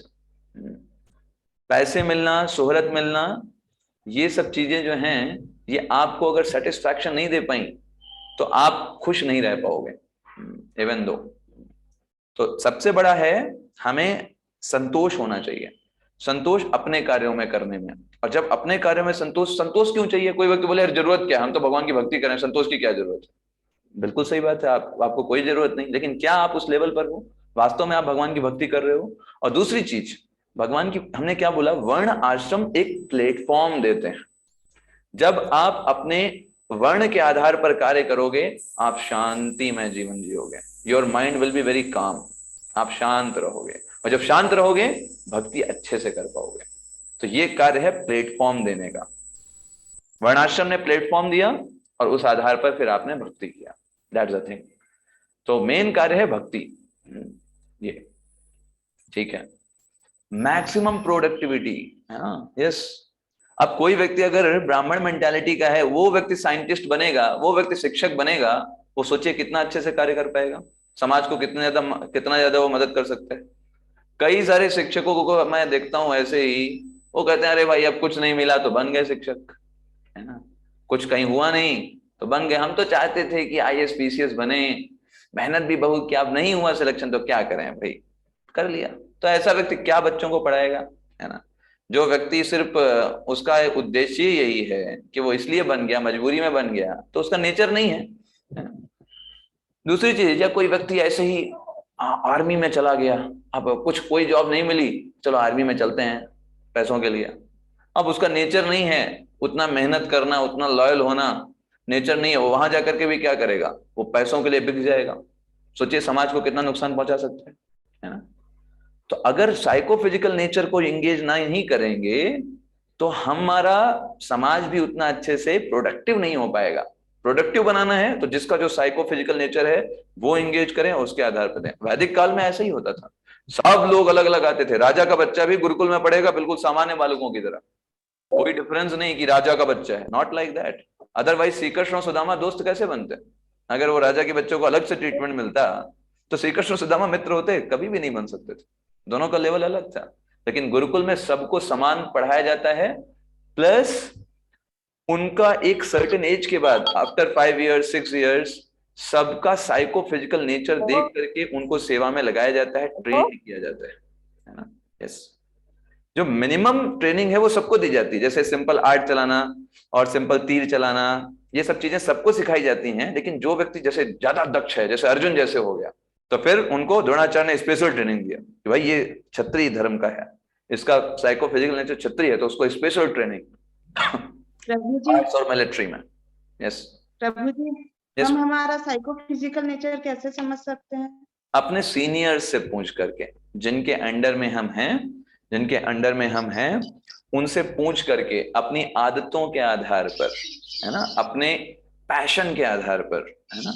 सबसे अच्छा तरीका होगा अगर हम सीनियर से पूछें जो हमको प्रत्येक दिन देखते रहे हैं, या जिनके अंडर में हम गाइडेंस में हम प्रैक्टिस कर रहे हैं, है ना। या अगर नहीं ऐसा है तो हम ऐसे किसी गाइडेंस में प्रैक्टिस करें और फिर उनसे अपने साइकोफिजिकल नेचर के बारे में पूछें। ये हम जान सकते हैं उसके द्वारा। ये चीज यहाँ पर है। ओके, तो मैक्सिमम सोशल प्रोडक्टिविटी हमको ये प्रदान करता है। सेटिस्फैक्शन, सेटिस्फाइज, है ना, हम जैसे हमने आपको बताया, ये सेटिस्फैक्शन हमको प्रदान करता है। और सब लोग एक दूसरे को कोऑपरेट करते हैं, है ना। कभी कभी लोग बोल देते हैं भाई वर्णाश्रम में तो शोषण होता है ना, ब्राह्मण क्षत्रिय लोग जो हैं वैश्य और शूद्र को शोषण कर रहे हैं, शोषण करना हो रहा है। नॉट लाइक दैट, ऐसा नहीं है कि शोषण होता है ना। ये होता है, इसका मतलब आपने गलत तरीके से समझा या गलत लोगों ने उसको प्रयोग किया। जो व्यक्ति ब्राह्मण या क्षत्रिय नहीं था उसको ब्राह्मण और क्षत्रिय बना दिया गया, तो वो तो शोषण करेगा ही। मतलब ये तो वही बात हो गई कि कोई व्यक्ति है वो बस पैसे कमाना चाहता था और आपने उसको मुख्यमंत्री बना दिया। अब वो क्या करेगा, वो भले मुख्यमंत्री पद पे चला गया, वो उसकी तो मेंटालिटी वैश्य मेंटालिटी थी, उसको आपने बना दिया क्षत्रिय मेंटालिटी का, तो क्या करेगा वो तो बस यही देखेगा कैसे एक्सप्लॉइट करें, कैसे फाइल्स को, गलत फाइल्स को पैसे लेकर के, घूस दे करके हम आगे बढ़े, क्योंकि उसका तो उद्देश्य पैसे कमाना था। आजकल समाज में इतना ज्यादा चीजें बढ़ा दी गई हैं, कॉर्पोरेट में यही सिखाता है कैसे दूसरों से कंपटीशन करें, कैसे उनको हराएं, है ना। लोगों को ये समझाना कि भाई हम सब बराबर हैं, दूसरे के साथ प्रेम करो, सहयोग के साथ धारणा रखो, बहुत बड़ी बात हो गई। इम्पॉसिबल जैसा लगता है लोगों को समझा पाना कि लोगों को कोऑपरेट करना। क्यों? क्योंकि देखिए छोटे बच्चों को हम क्या पढ़ाते हैं, यही सिखाते हैं, फर्स्ट आओ। क्यों? दूसरे बच्चे से उसको दबाओ, उसको फर्स्ट नहीं आना, तुमको फर्स्ट आना है, वो अच्छा नहीं, तुमको अच्छा बनना है, उसको नीचे दबा करके तुमको ऊपर बढ़ना है। कभी भी सहयोग करना तो सिखाया नहीं, कैसे आप ग्रुप स्टडी करो, कैसे साथ में मिलकर के पढ़ो, एक दूसरे की मदद करो, ये तो कभी सिखाया ही नहीं। फिर बड़े होकर के हम सोचें कि जब ऐसे बच्चे बड़े होकर के जब समाज में जाएंगे, जॉब करेंगे, तो वहां पे कॉपरेशन करें। क्यों कॉपरेशन करें? वहां भी कंपटीशन करेंगे, क्योंकि छोटे पर्सन ने वही सिखाया, माता पिता ने वही सिखाया, सारे टीचर्स ने वही सिखाया कि कंपटीशन करो, चूहे दौड़ में दौड़ो, सब चूहे बनकर के दौड़ रहे हैं, तुम गधे बनकर दौड़ो, यही सिखाया गया समाज में, है ना। सब दौड़ रहे हैं, इंजीनियर बनो, डॉक्टर बनो, तुम भी दौड़ो, इंजीनियर डॉक्टर बनो। इंजीनियर डॉक्टर नहीं बनोगे तो सब बेकार, पूरा जीवन बर्बाद, तुम किसी काम के नहीं, समाज में तुमको कोई इज्जत नहीं मिलेगी। यही उनके दिमाग में सब भरा जा रहा है, स्कूलों में, उनके अध्यापकों द्वारा, उनके फ्रेंड्स के द्वारा, समाज के द्वारा, रिश्तेदारों के द्वारा, यही उनके अंदर भरा जा रहा है। उनको लगता है हम नहीं बन पाए अगर इंजीनियर डॉक्टर, तो हमारी कोई इज्जत नहीं संसार में। इसलिए वो बड़े होकर के भी वही मेंटालिटी उनके अंदर रहती है। और ऐसे लोग भले क्यों ना क्यों डीएम पोस्ट पर चले जाएं, मुख्यमंत्री बन जाएं, उनको पकड़ा जाता है किसी ना किसी केस में, फ्रॉड केसेस में, और जेल के अंदर हवा खाते हैं बाद में। कितने सारे ऐसे केसेस, डीएम बन गए हैं, इतनी ऊंची पोस्ट पर है, फिर भी वहां पर क्या कर रहे हैं, है ना, फिर भी वहां पर रिश्वत ले रहे हैं। आप इतनी ऊंची पोस्ट पर क्यों रिश्वत ले रहे हैं? क्योंकि आप क्षत्रिय मेंटालिटी के थे ही नहीं, आपकी मेंटालिटी वैश्य की थी, पैसे कमाने की किसी तरीके से, और आप बन गए क्षत्रिय। आप वहां भी पैसे कमाओगे, नंबर 1 से नहीं मिलेगा तो नंबर 2 से कमाओगे। तो ये चीज यहाँ पर समस्या आ जाती है, तो इसलिए बहुत इंपॉर्टेंट है। प्रभु जी आज के समय में तो सभी फिर वैश्य मेंटेलिटी के ही हैं।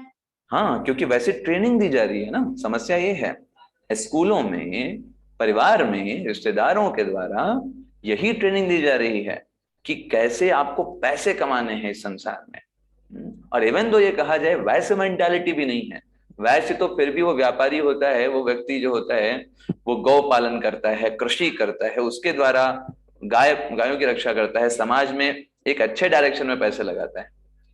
आजकल कोई भी एक्चुअल में ना तो ब्राह्मण है, ना क्षत्रिय है, ना वैश्य है, ना शूद्र है, इन चारों में कोई भी फॉलो नहीं हो रहा है। शिल प्रभुपाद जी से एक बार विदेश में लोगों ने पूछा, कहा कि प्रभुपाद जी आपने बताया कि ब्राह्मण, क्षत्रिय, वैश्य, शूद्र, बताइए हम लोग इनमें से कौन है? प्रभुपाद जी ने कहा तुम चारों में से कोई नहीं, तुम 5वें नंबर पे हो, है ना। शूद्र भी बहुत अच्छे होते हैं, तुम लोग जो जिस स्तर पे हो 5वें स्तर पर है, और इससे नीचे गर्हित है। तो वो व्यक्ति जो है वो बहुत ज्यादा गुस्सा हो गया, कहा प्रभुपाद जी आप हमको ऐसा कैसे बोल सकते हैं, आप बताइए आप किस नंबर पे हैं इन सब में। तो प्रभुपाद जी ने कहा आप 5वें नंबर पर हो, मैं 6ठे नंबर पर हूं, क्योंकि आप जैसे लोगों को मैं शिक्षा दे रहा हूं। तो प्रभुपाद जी तुरंत विनम्र हो गए। प्रभुपाद जी ने कहा मैं और ज्यादा तुच्छ हूं, मैं और आपसे भी नीचे हूं। विनम्रता के कारण प्रभुपाद जी ने ऐसा बोला, तुरंत वो व्यक्ति शांत हो गया, बैठ गया। तो ये जो जन्म के आधार पर वर्ण में विभाजन की व्यवस्था है, ये कभी वैदिक काल में नहीं थी, कभी भी वैदिक काल में नहीं थी। हमेशा से, जैसे आपको बताएं, ये एक बहुत सुंदर पास टाइम है गौतम ऋषि का। तो गौतम ऋषि के पास एक शिष्य आया, उसने कहा गौतम ऋषि मुझे आप अपना शिष्य के रूप में स्वीकार करिए, हमने सुना है कि आप बहुत अच्छे गुरु हैं, हम चाहते हैं हम आपके शिष्य रहें। गौतम ऋषि ने कहा ठीक है हम आपको शिष्य बनाएंगे, लेकिन आप पहले ये बताओ आपका वर्ण क्या है, आप किस वर्ण से बिलोंग करते हो। इस बच्चे ने बोला वर्ण तो मुझे नहीं पता, मेरा कौन सा है। उसने कहा ठीक है तो फिर आप जाओ अपने माता से पूछ के आओ और फिर हम आपको स्वीकार करेंगे। तो ये गया अपनी माता से पूछने, कहा कि मुझे आप ये बताइए कि मेरा वर्ण क्या है, मैं किस वर्ण से बिलोंग करता हूँ, ब्राह्मण हूँ, क्षत्रिय हूँ, वैश्य हूँ या शूद्र। तो उनकी माता ने बोला देखो मैं तो एक वैश्य हूं, तो एग्जैक्टली मुझे ये पता ही नहीं है कि तुम्हारे जो पिता हैं वो ब्राह्मण थे, क्षत्रिय थे, वैश्य या शूद्र थे, आई डोंट नो। तो ये बच्चा जो था ये गौतम ऋषि के पास गया। गौतम ऋषि ने पूछा पता किया तुमने? तो इसने कहा मैंने पता किया, और इसने वैसा का वैसा ही बता दिया जो उसकी माता ने बताया था। क्या एक्चुअली मेरी माता ने बोला कि उनको पता ही नहीं है कि मेरे पिताजी कौन हैं। तो गौतम ऋषि ने तुरंत बोला तुम ब्राह्मण हो। इसने बोला कैसे? क्योंकि तुमने सत्य को स्वीकार किया, तुमने सत्य बोला, तुमने सत्य को बोलने में हेजिटेशन नहीं किया, क्योंकि तुम्हारे जो कर्म, जो गुण है तुम्हारा वो ब्राह्मण का है, इसलिए तुम ब्राह्मण हो, तुमको मैं स्वीकार करता हूं। क्योंकि इस समय जो मैं ट्रेनिंग दे रहा हूं वो ब्राह्मणों की ही ट्रेनिंग करा रहा हूं। उन्होंने उसको स्वीकार किया, कर्म के आधार पर स्वीकार किया, जन्म के आधार पर नहीं। वैदिक काल में जन्म के आधार पर डिस्क्रिमिनेशन नहीं था, हमेशा से कर्म के आधार पर था। रिसेंटली आप बोल सकते हैं 200, 300, 400 साल पहले जब वैदिक सभ्यता जो है विनष्ट एक तरीके से भ्रष्ट हो गई, उस समय लोग बहुत ब्राह्मण, क्षत्रिय, वैश्य, शूद्र करने लगे, ब्रिटिशर्स के आने के कारण भी आप बोल सकते हैं। लेकिन वैदिक काल में सबको रिस्पेक्ट दी जाती थी उनके कर्म के आधार पर, उनके ज्ञान के आधार पर, उनके गुणों के आधार पर। ये चीज यहाँ पर है। आप देखिए कितने सारे डिवोटीज हैं जो शूद्र परिवार में जन्म लिए, लेकिन उनको कितना रिस्पेक्ट दिया गया। सूरदास जी ब्राह्मण परिवार से थे? नहीं, शूद्र परिवार से थे। कनकदास बहुत बड़े भक्त उडुपी में, क्या ब्राह्मण परिवार से थे? नहीं, शूद्र परिवार से थे। रैदास ब्राह्मण परिवार से थे? नहीं, शूद्र परिवार से थे। सूत गोस्वामी जिन्होंने पूरा श्रीमद् भागवतम बोला, श्रीमद् भागवतम जो सबसे पवित्र ग्रंथ है, पूरे 88,000 सौनकादि ऋषि उनसे सुन रहे हैं, बड़े बड़े ब्राह्मण उनसे सुन रहे हैं। सूत गोस्वामी जन्म किससे हुआ? रोम हर्षण सुत से। कौन है? शूद्र हैं, जन्म शूद्र में हुआ। 88,000 ऋषि मुनियों को भागवतम के ऊपर ज्ञान दे रहे हैं, कर्म के आधार पर विभाजन। क्योंकि सूत गोस्वामी ने सुखदेव गोस्वामी से सुना और इस तरीके से वो प्रगत हो गए। क्योंकि प्रगत हो गए, भागवतम के ज्ञाता हो गए, तो उनको ब्राह्मण से भी उच्च उनको रिस्पेक्ट दी जा रही है। ऐसे ही वाल्मीकि ब्राह्मण थे नहीं, शूद्र थे, है ना, रत्नाकर डाकू थे वो, है ना, वाल्मीकि ऋषि बन गए। सबरी ब्राह्मण थी, शूद्र थी, है ना, यस। ऐसे ही केवट, है ना, केवट क्या बहुत बड़े, बहुत ही उच्च कुल में जन्म हुआ था? बताइए। नो, नहीं प्रभु, नहीं प्रभु जी। ऐसे ही गुहा, है ना, हम देखते हैं निषाद राज बहुत उच्च कुल में जन्म हुआ था नहीं, कितना रिस्पेक्ट उनको मिली। भरत जी जब आए, है ना, चित्रकूट में, और निषाद राज को देखा और उन्होंने बताया, वशिष्ठ ने कहा ये जो निषाद राज हैं स्वयं भगवान राम की इन्होंने मदद किया, सेवा किया, उनको रहने का स्थान दिया, उनके लिए सारी व्यवस्था किया। भरत जी ने जब ये सुना, अरे ये निषाद राज जो भगवान राम को इतने प्रिय हैं, तुरंत जाकर के उनके गले से लिपट गए और उनको ऐसा अनुभव हुआ जैसे कि स्वयं भगवान राम से गले लग रहे हो। क्योंकि मेन चीज है व्यक्ति के कर्म और गुण जो है वो महत्व रखते हैं। वो किस जगह जन्म लिया है, वो कौन से माता पिता उसके हैं, उसका क्या करना, उसके कर्म उसको महान बनाते हैं। भरत महाराज तुरंत लिपट गए उनसे, निषाद राज से, कि मेरे भगवान राम को जो प्रिय है वो मुझे सबसे पहले प्रिय है, ये चीज है ना। ऐसे ही हम इस्कॉन में, हमें नहीं पता होता कि हमारे साथ में जो भक्त है वो कौन सी जाति से, कौन से किस जगह से बिलोंग करता है, कौन से प्रदेश से है ना, कौन से देश से है, इससे भी हमको कोई फर्क नहीं पड़ता। हमको सिर्फ ये फर्क पड़ता है कि that person is interested to serve Krishna. वो व्यक्ति जो है उसके अंदर हृदय में ये भावना है कि मुझे भगवान कृष्ण की सेवा करनी है, बस हमारे लिए यही इंपॉर्टेंट है ना, और हमें कोई चीज की आवश्यकता नहीं। ये डिस्क्रिमिनेशन करके हम क्या प्राप्त करेंगे? भगवान की सेवा प्राप्त करने के लिए, भगवान को करने के लिए, भगवान को खुश करने के लिए हम हमेशा रेडी हैं किसी के साथ भी सेवा करने के लिए।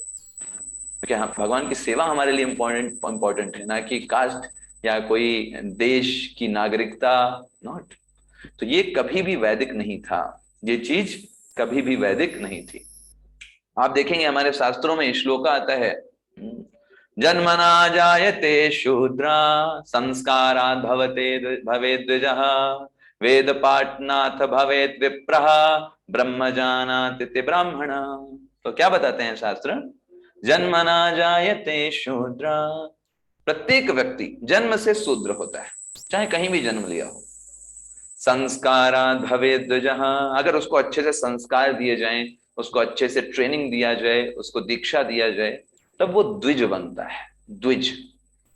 वेद पाठनात् भवेत् विप्रः, और अगर उसने वेदों का पठन अच्छे से कर लिया, है ना, वेदों को पठन अच्छे से कर दिया, तब वो विप्र बन जाता है। उसको बोला जाता है अब तुम विप्र हो। और ब्रह्मजानात् इति ब्राह्मण, और उसने अगर वेदों के सार को समझ दिया कि भगवान ही तो वेदों का सार है ना, वेदेषु, है ना, भगवान सारे वेदों का सार क्या है? भगवान से भक्ति करना, भगवान से प्रेम करना। उसने इसको समझा, ब्रह्म जो है आध्यात्मिक तत्व को समझ गया, तब उसे ब्राह्मण बोला जाता है। तो ये आधार पर डिवीजन है। एक ब्राह्मण के ही अलग अलग नाम है, द्विज, विप्र और ब्राह्मण, नाम के आधार पर विभाजन है। द्विजा मतलब जिसको संस्कार मिले हैं, वेद पढ़ लिया तो विप्रः, ब्रह्म जानाति इति ब्राह्मण। आजकल देखिए समाज में ब्राह्मणों में कुछ कहते हैं त्रिवेदी जी हैं, कोई बोलते हैं द्विवेदी जी हैं, कोई बोलते हैं चतुर्वेदी जी हैं। लेकिन भाई पूछे कितना वेद पढ़िया आपने? How many Vedas you have? ये नाम है, अगर द्विवेदी, त्रिवेदी या चतुर्वेदी, ये अपने आप में इंगित करता है कि इसका मतलब पूर्वज जो हैं उतने वेदों में दक्ष रहे होंगे, है ना, यस, है ना।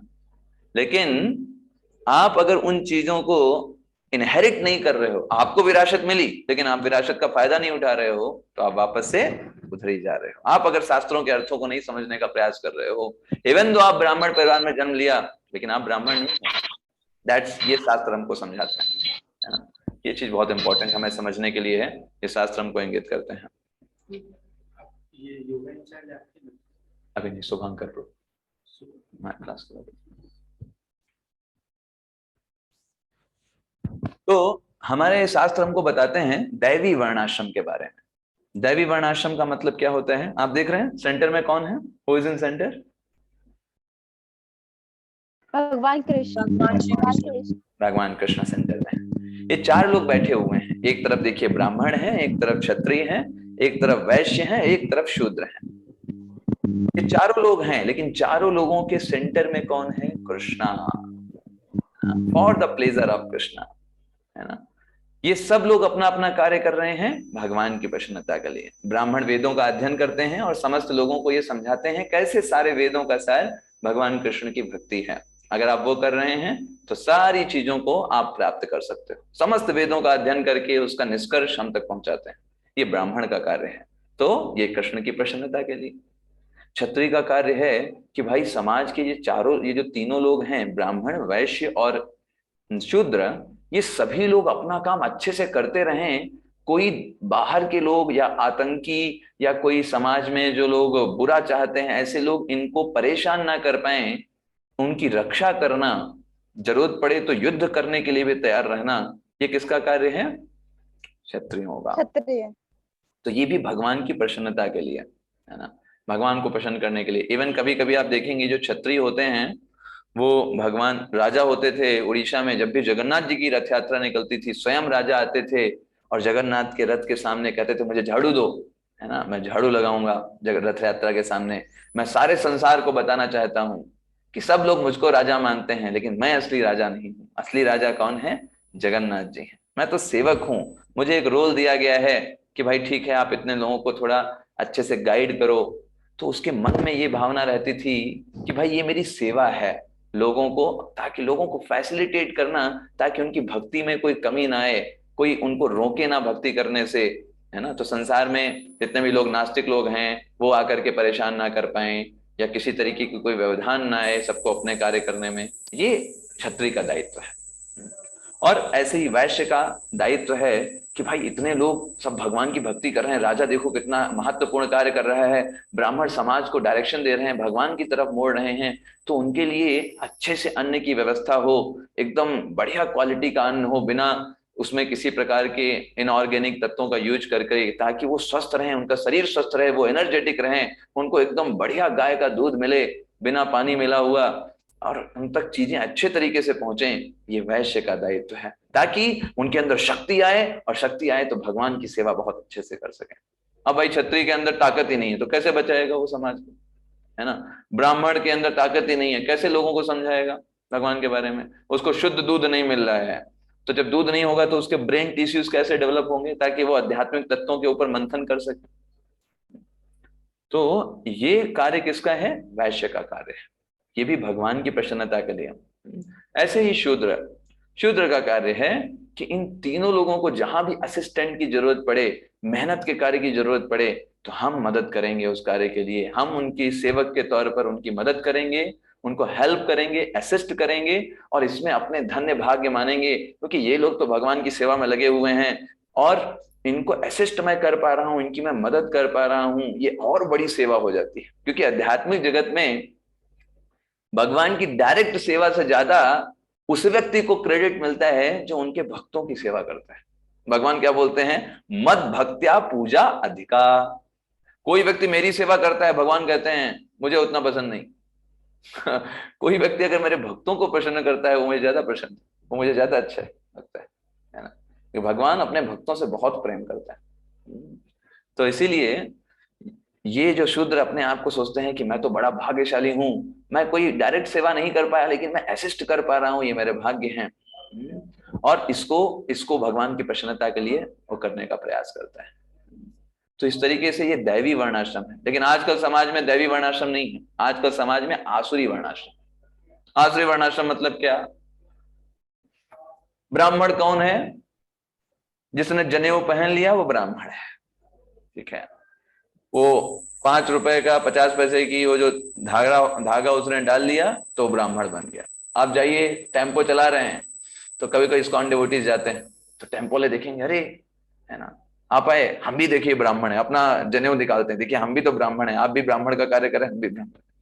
अरे कहाँ से ब्राह्मण हो तुम टेम्पो चला रहे हो, तुम गुटखा खा रहे हो, है ना, शराब पी रहे हो, तुमने सिर्फ एक जनेऊ धारण कर लिया और उस आधार पर तुम अपने आप को बताते हो कि तुम ब्राह्मण। नहीं, आप ब्राह्मण नहीं है, आप इसको बोलते हैं आसुरी वर्णाश्रम। वास्तविक चीज क्या है? दैवी वर्णाश्रम, जो भगवान की भक्ति को फैसिलिटेट करता है। सब लोग का उद्देश्य भगवान की भक्ति अच्छे से करना, ये उद्देश्य है। आसुरी वर्णाश्रम मतलब सबका एक ही उद्देश्य है, सेल्फ ग्रेटिफिकेशन, है ना। ब्राह्मण हम क्यों दिखा रहे हैं? क्योंकि हम भी आदर चाहते हैं। भले हम सारा गुटखा खा रहे हैं, तंबाकू खा रहे हैं, लेकिन जहां बात आती है हम तुरंत ही, हाँ भाई हम तो ब्राह्मण हैं, क्यों, हमारी पूजा हो करो, है ना, हमारी रिस्पेक्ट दो। मेन क्या है? Sense gratification. योग्यता नहीं है, लेकिन तब भी ब्राह्मण अपने आप को बताने की बहुत ज्यादा उत्सुकता है, सिर्फ इस संसार में आदर प्राप्त करने के लिए। ये है आसुरी वर्णाश्रम। क्षत्रिय कौन है?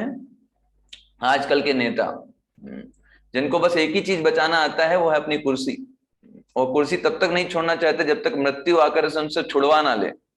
ऐसे लोग कहलाते हैं कि भाई वो क्षत्रिय। राजनेताओं को क्षत्रिय बोला जाता है। जब तक उनकी मृत्यु नहीं हो जाती वो कुर्सी छोड़ना नहीं चाहते, क्योंकि उनको संसार को बचाना है, उससे उनको कोई मतलब नहीं है। उनको मतलब है शासन करने से। एक व्यक्ति ने बोला, राजनीति में सिर्फ राज रह गया है, नीति तो है ही नहीं। नीति कहाँ है बताइए? कौन व्यक्ति नीति को फॉलो कर रहा है? ये आजकल के क्षत्रिय हैं। अच्छा, वैश्य कौन है? वैश्य आजकल समाज में किसको बनाया जाता है? जो व्यक्ति जितना ज्यादा वो नंबर 2 का कार्य कर सकता है, उतना बड़ा वो व्यापारी और उतना बड़ा वो वैश्य, है ना। जितना ज्यादा वो दूसरे लोगों को ठग पाए, उनको मूर्ख बना पाए और उनको मूर्ख बना करके पैसे हड़प पाए, उतना बड़ा वो वैश्य। वाह, बहुत बढ़िया, है ना। और शूद्र कौन है? शूद्र आजकल समाज में किसको बोला जाता है? जो व्यक्ति शराब पी करके पड़ा रहे, पूरे दुनिया से कोई मतलब ना हो, उसको बोलते हैं अरे ये शूद्र है। तो ये है आसुरी वर्णाश्रम, दैवी वर्णाश्रम नहीं है ना। ऐसे ही वर्ण और आश्रम। आश्रम मतलब ब्रह्मचारी, गृहस्थ, वानप्रस्थ और सन्यासी। ब्रह्मचारी का मतलब होता है, दैवी वर्णाश्रम में ब्रह्मचारी मतलब 25 वर्ष तक वो व्यक्ति ब्रह्मचर्य का पालन करे, गुरुकुल में रहे, अपने गुरु के निर्देश में कार्य करे, ग्रह में ना रहे, गुरुकुल में रहे, 25 वर्ष तक सारी चीजों में एक्सपर्ट हो, वो है ब्रह्मचारी आश्रम। आसुरी वर्णाश्रम में ब्रह्मचारी कौन है? किसको ब्रह्मचारी माना जाता है? जो व्यक्ति बाहर जाकर के हॉस्टल में रहे, दुनिया भर के सारे गंदे काम करे, सारी गंदी आदतें उसके अंदर हो। कौन है भैया? अभी ब्रह्मचारी है ना, हॉस्टल में पढ़ाई कर रहे हैं, ब्रह्मचारी है। ये आसुरी वर्णाश्रम, ठीक है। ऐसे ही गृहस्थ को लेते हैं। दैवी वर्णाश्रम में गृहस्थ कौन है? जो व्यक्ति 25 वर्ष की अवस्था के उपरांत वो विवाह करे और उसके बाद भगवान की प्रसन्नता के लिए पुत्री की उत्पत्ति करे और उसको भगवान की सेवा में लगाए, भगवान के बारे में बताए, भगवत प्रेरक बनाए, है ना। और समस्त हर तीनों आश्रमों को असिस्ट करे, ब्रह्मचारी को असिस्ट करे, सन्यासी को असिस्ट करे, वानप्रस्थ को असिस्ट करे, क्योंकि कमाता सिर्फ एक ही व्यक्ति है, वो है गृहस्थ। ब्रह्मचारी कमाते नहीं, वानप्रस्थ भी कमाते नहीं, सन्यासी भी कमाते नहीं, सिर्फ गृहस्थ कमाता है। तो गृहस्थ के पास एक मौका होता है सेवा करने का। हाँ भाई, वानप्रस्थ कौन होते हैं प्रभु जी? वो हम अभी बताते हैं। अभी हम गृहस्थ पे हैं, फिर आगे वानप्रस्थ पे आते हैं। तो गृहस्थ मतलब जो व्यक्ति अर्जन करता है। धनार्जन क्यों करेगा? क्योंकि उसको परिवार होता है, धनार्जन करना होगा। धनार्जन करेगा तो परिवार के लिए यूज किया, जो लक्ष्मी बची उसको भगवान की सेवा में लगाया, अपने घर में विग्रहों की सेवा में लगाया, अपने घर में अच्छे से जन्माष्टमी मनाया, लोगों को बुलाया, लोगों को प्रसाद कराया। उसके पास सेवा करने के खूब सारे अवसर रहते हैं, क्योंकि बाकी तीनों आश्रम में लोगों के पास लोगों को असिस्ट करने का मौका होता है। तो गृहस्थ धर्म में ही वो मौजूद है। अच्छा, आसुरी वर्णाश्रम में गृहस्थ कौन है? मतलब वो व्यक्ति है जिसने बस किसी से विवाह कर लिया, बस अब वो सोचता है कि बस ये जो विवाह हमें एंजॉयमेंट के लिए है, हम अपना यहाँ एंजॉय करेंगे, यहाँ घूमने जाएंगे, वहां घूमने जाएंगे, वो इसी में व्यस्त है किस तरीके से संसार में खुश रहा जाए, है ना। वो कहा जाएगा कौन है भाई, गृहस्थ है। अरे काहे का गृहस्थ है वो? जिसके जीवन का उद्देश्य भगवान की प्रसन्नता नहीं है, भगवान को सेंटर में लेकर के कार्य नहीं कर रहा, भक्ति नहीं कर रहा, जप नहीं कर रहा, अपने धन का प्रयोग भगवान की सेवा में नहीं कर रहा, वो गृहस्थ नहीं है, ग्रह मेधी है। शास्त्रों में उसके लिए शब्द यूज किया जाता है ग्रह मेधी, जिसको अपने मनुष्य जीवन का क्या लक्ष्य है नहीं पता होता, ऐसे लोगों को ग्रह मेधी बोला जाता है। वानप्रस्थ, वानप्रस्थ का मतलब होता है जब व्यक्ति एक गृहस्थ अवस्था को पूर्ण कर ले, अपने बच्चों को सारे उत्तरदायित्व दे दिया, सारे बच्चे सेटल हो गए, उनको दायित्व दे, भैया अब ये रही पूरे व्यापार की चाबी, ये रही घर की चाबी, अब तुम देखो, तुम अपना काम करो, अब हम अपना टाइम भगवान को देंगे। अभी हमारे सारे दायित्व हो गए हमारा भाई, जितना हमको करना था, ये सब ग्रह कारण नाना जंजाला जितना ये सब था हमारा हो गया दायित्व, है ना। अब हम छोड़ रहे हैं इसको, अब तुम करो, हम अपना अधिक से अधिक समय भगवान की सेवा में देंगे, उनके ग्रंथ पढ़ेंगे, भागवतम पढ़ेंगे, अध्ययन करेंगे, भगवत गीता पढ़ेंगे, भक्तों का संग करेंगे, भक्तों की क्लासेस लेंगे, उनको असिस्ट करेंगे। अब हमारा ज्यादा, अब हम ये सब पैसे कमाना और परिवार पालन करना, अब तुम देखो, तुम अपना काम देखो, अब तुम हो गए हो, बड़े हो गए हो, जिम्मेदार हो गए हो, हम अपने मुक्ति सुधा रहे हैं। आसुरी वर्णाश्रम में वानप्रस्थ कौन है? वानप्रस्थ मतलब 50 वर्ष के बाद वो व्यक्ति जो है रिटायर हो गया है, घर में पड़ा हुआ है, घर में पड़ा हुआ है, भक्ति से कोई मतलब नहीं है, न्यूज़पेपर पढ़ता रहता है, 1 घंटा बैठ करके, एक भी न्यूज छूट ना पाए, है ना। एक न्यूज छूट जाएगी तो अच्छा नहीं है ना, समाज का इतना बड़ा इवेंट हुआ, तो एक न्यूज वो पढ़ेगा, शाम को सारे गेम्स खेलने जाएगा, दिन भर बैठ करके टीवी देखेगा, है ना, टाइम पास करेगा, दूसरे लोगों को बताएगा तुम ये काम सही से करो, वो काम सही से करो, तुमको ये नहीं आता है, तुम्हारी उम्र में हमने ये कर दिया था, तुमको इतना नहीं आता है, घर में ये तुमको जिम्मेदारी नहीं आती। ये कौन है भाई? ये तो वानप्रस्थी है। ये वानप्रस्थी है। उस व्यक्ति को उस समय सोचना चाहिए भाई हमारा एक टांग जो है ना, वो मृत्यु में है, कभी भी बुलावा आ सकता है, वो नहीं सोच रहा, अभी भी उसको बड़ा इंटरेस्ट है परिवार के सारे चीजों में दखल करने की, ये काम सही से करो, वो काम सही से करो, वो वानप्रस्थी है आजकल के समाज में। वानप्रस्थी का मतलब है वनप्रस्थी, जिसकी चेतना ऐसी हो जानी चाहिए कि भैया हम वन में हैं। 51, 52, 53, 54, ये सब वन वन वन वन, ये वन क्यों है? वन मतलब ऐसी चेतना हो जानी चाहिए। लोग पिछले वैदिक काल में लोग ग्रह त्याग करके वन चले जाते थे इस अवस्था में, क्योंकि इतना ज्यादा आसक्ति हो जाती है घर से। लेकिन कलयुग में आप ग्रह छोड़ करके वन जा ही नहीं सकते, क्यों? क्योंकि वन तो काट डाले गए, है ना, वन काट करके शहर बना दिए गए, है ना। तो अभी शहर ही वन है, शहर ही एक वन की तरह है। यस शिवानी माता जी, आप कुछ बोल रहे हैं? जी प्रभु जी, मैं ये कह रही हूँ, मतलब पहले तो मतलब लोगों का मतलब लाइफ स्पान बहुत होता था, बहुत लंबे लंबे समय तक जीते थे, तो वो 51-52 अवस्था में कहाँ संन्यास लेते थे, कहाँ जाते थे? करेक्ट। पहले के जमाने में उसी हिसाब से व्यवस्था रहती थी, है ना, ये व्यवस्थाएं वहां पे भी एज इट इज ही थी। जब देखिए, जब हम बात कर रहे हैं मनुष्य जीवन की, तो मनुष्य जीवन हमेशा 100 वर्ष का था, अवधि जो है वो बढ़ जाती थी। जैसे अभी जो हम बोले कि जो समय है वो बढ़ जाता था, 100 वर्ष उनके 1 लाख वर्ष के बराबर होते थे, ऐसा समझिए आप। जब हम ये बोलते हैं कि सतयुग में 1 लाख वर्ष आयु होती थी, तो हम कलयुग के रिस्पेक्ट में बोल रहे हैं। इसका मतलब ये नहीं कि वो लोग ये बोलते थे कि भाई अब हम 59,324वें साल में जी रहे हैं, नॉट लाइक दैट। वहां भी वो लोग यही बोलते थे कि हमारी उम्र 25 वर्ष हुई, लेकिन उनके 25 वर्ष अभी के 25,000 वर्ष के बराबर होते थे। Is it clear? Yes yes. तो ये 4 चीजें हमको समझना है ना। तो एक बोलते हैं कृपण और एक होता है ब्राह्मण, ये दोनों एक दूसरे के अपोजिट हैं, विलोम शब्द है। ब्राह्मण का मतलब होता है जो व्यक्ति ये जानता है कि जीवन के, मनुष्य जीवन का उद्देश्य क्या है, इसको किस लिए प्रयोग करना है। जैसे मान लीजिए आपके पास हीरा रखा है और आपको पता है हीरे का उपयोग कैसे हो सकता है, कितना मूल्यवान वस्तु है, कितना धन उससे आप प्राप्त कर सकते हैं, और दूसरा व्यक्ति उस हीरे से रोज अपने कपड़ों की धुलाई कर रहा है, कह रहा है अरे बढ़िया तो है, पत्थर तो बढ़िया है, बढ़िया कपड़ों की सफाई करता है। तो ये व्यक्ति कृपण है। दोनों लोगों को मनुष्य जीवन मिला है, लेकिन कृपण जो है वो मनुष्य जीवन के लक्ष्य को नहीं जानता और उसको छोटी छोटी चीजों के लिए वेस्ट करता रहता है। आहार, निद्रा, भय और मैथुन, सोचता है यही जीवन का लक्ष्य है। अच्छे से खाओ, अच्छे से अपना बड़ा बड़ा घर बनवाओ, भय मतलब रक्षा करो अपनी, है ना, आहार निद्रा बढ़िया से सो 7-8 घंटे अच्छे से, और मैथुन, है ना, अच्छे से विवाह कर लो, सेटल हो जाओ लाइफ में, बस यही जीवन का लक्ष्य है। तो ऐसे व्यक्ति को बोला जाता है कृपण। मतलब ये व्यक्ति जानता ही नहीं कि मनुष्य जीवन किस लिए बना है, वो सब कुत्ते बिल्लियों की तरह बस खाने पीने सोने में और मैथुन करने में प्रयोग करता है। ऐसे व्यक्ति को बोला जाता है कृपण। इसके जस्ट विपरीत प्रभु जी, सामान्य अर्थ में तो कृपण कंजूस को बोला जाता है ना। हाँ, तो यही तो कंजूस है ना। हमने आपको क्या बोला, कंजूस का मतलब क्या होता है, जिसके पास चीजें हैं पर वो यूज नहीं करना चाहता, तो हो गया ना कंजूस। मनुष्य जीवन मिला है, हायर पर्पस के लिए यूज कर सकते हैं, लेकिन नहीं करेंगे तो हो गया कंजूस। समझ में आया माता जी आपको? यस प्रभु जी।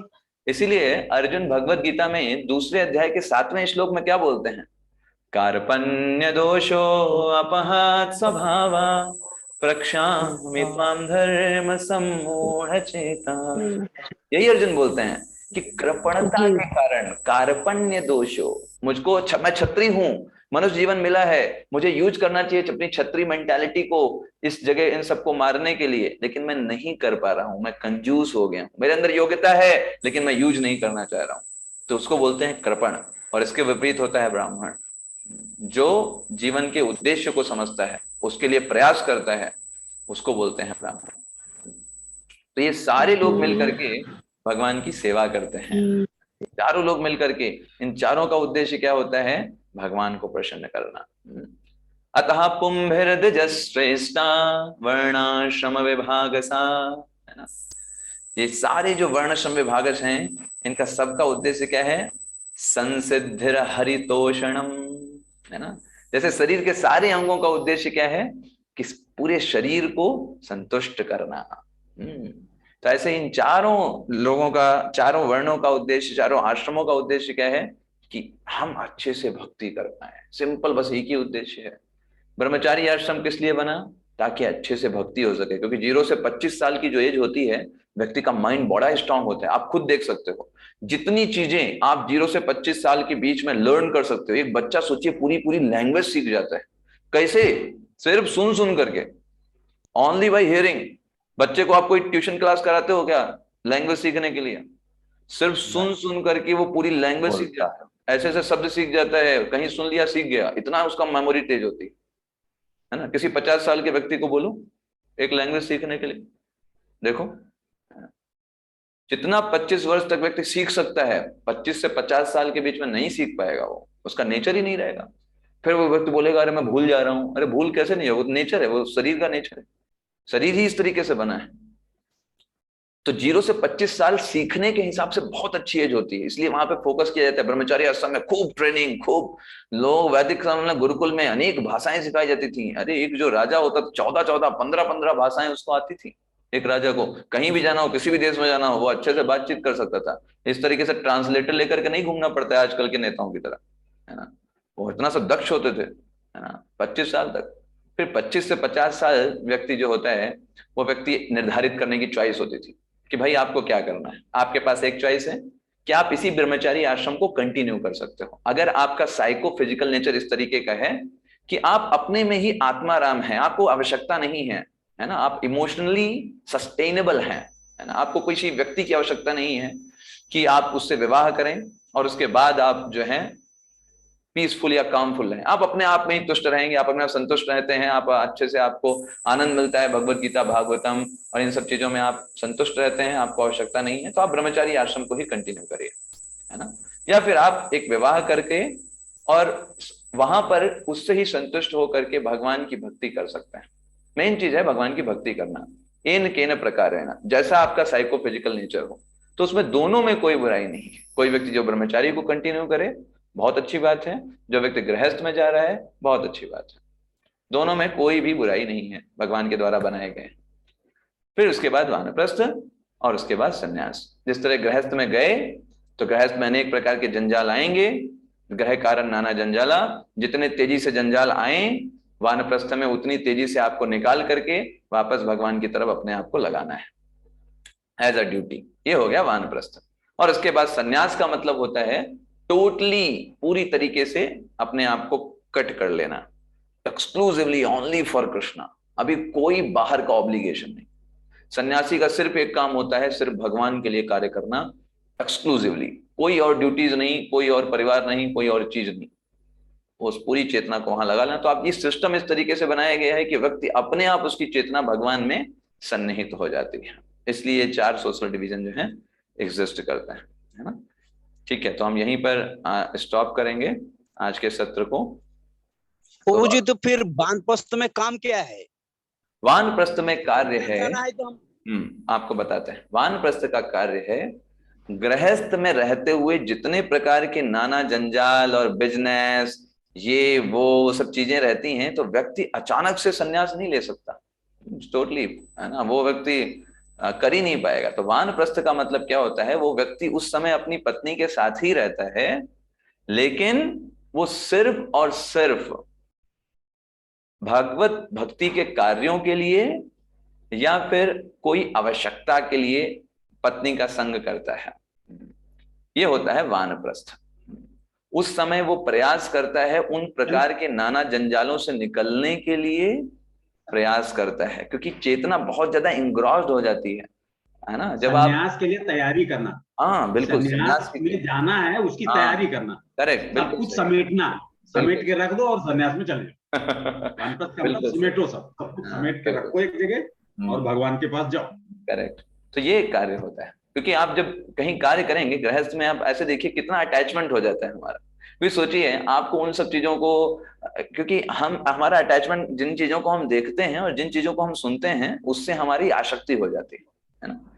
बच्चों की बातें सुनना और अपने जो काम होता है वो भी छूट जाता है, रिटायर हो जाते हैं, अब उसमें जो था वो भी नहीं हो पाता है, तो हमारा बड़ा अटैचमेंट होता है। तो कोई कहते हैं कोई बात नहीं, आपका अटैचमेंट है, कोई बात नहीं, हम घर में ही रहो, लेकिन धीरे धीरे अपने आप को डिटैच करो, भगवान में अपनी मति को लगाओ, भगवान की सेवा करो, खास करके विग्रहों की सेवा करो वानप्रस्थ की अवस्था में।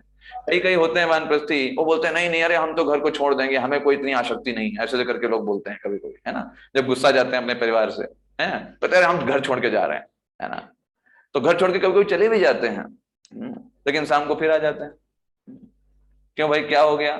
अरे हम तो छोड़ के चले जाते, वो तो हम देख लेते हैं भाई, ये जो छोटा पोता है या पोती है ना, वो तो हम उसके कारण आ गए, तुम लोगों से हमको कोई आसक्ति नहीं है, तो वो आ जाते हैं, है ना। क्योंकि इतना ज्यादा आसक्ति होती है, वो भले प्रदर्शित ना करें, आसक्ति बहुत होती है। अरे आप जिन चीजों का प्रयोग करते हो बहुत आसक्ति होती है, जिस कमरे में रहते हो, है ना, जिस बॉटल का प्रयोग करते हो पानी पीने के लिए, जिस बैग का प्रयोग करते हो, आपको बहुत आसक्ति होती है। कोई भी छीनता है आपको बहुत कष्ट होगा, जिस मोबाइल का प्रयोग करते हो आसक्ति हो जाती है ना। तो उससे डिटैच होने के लिए समय लगता है और वो प्रैक्टिस पर है।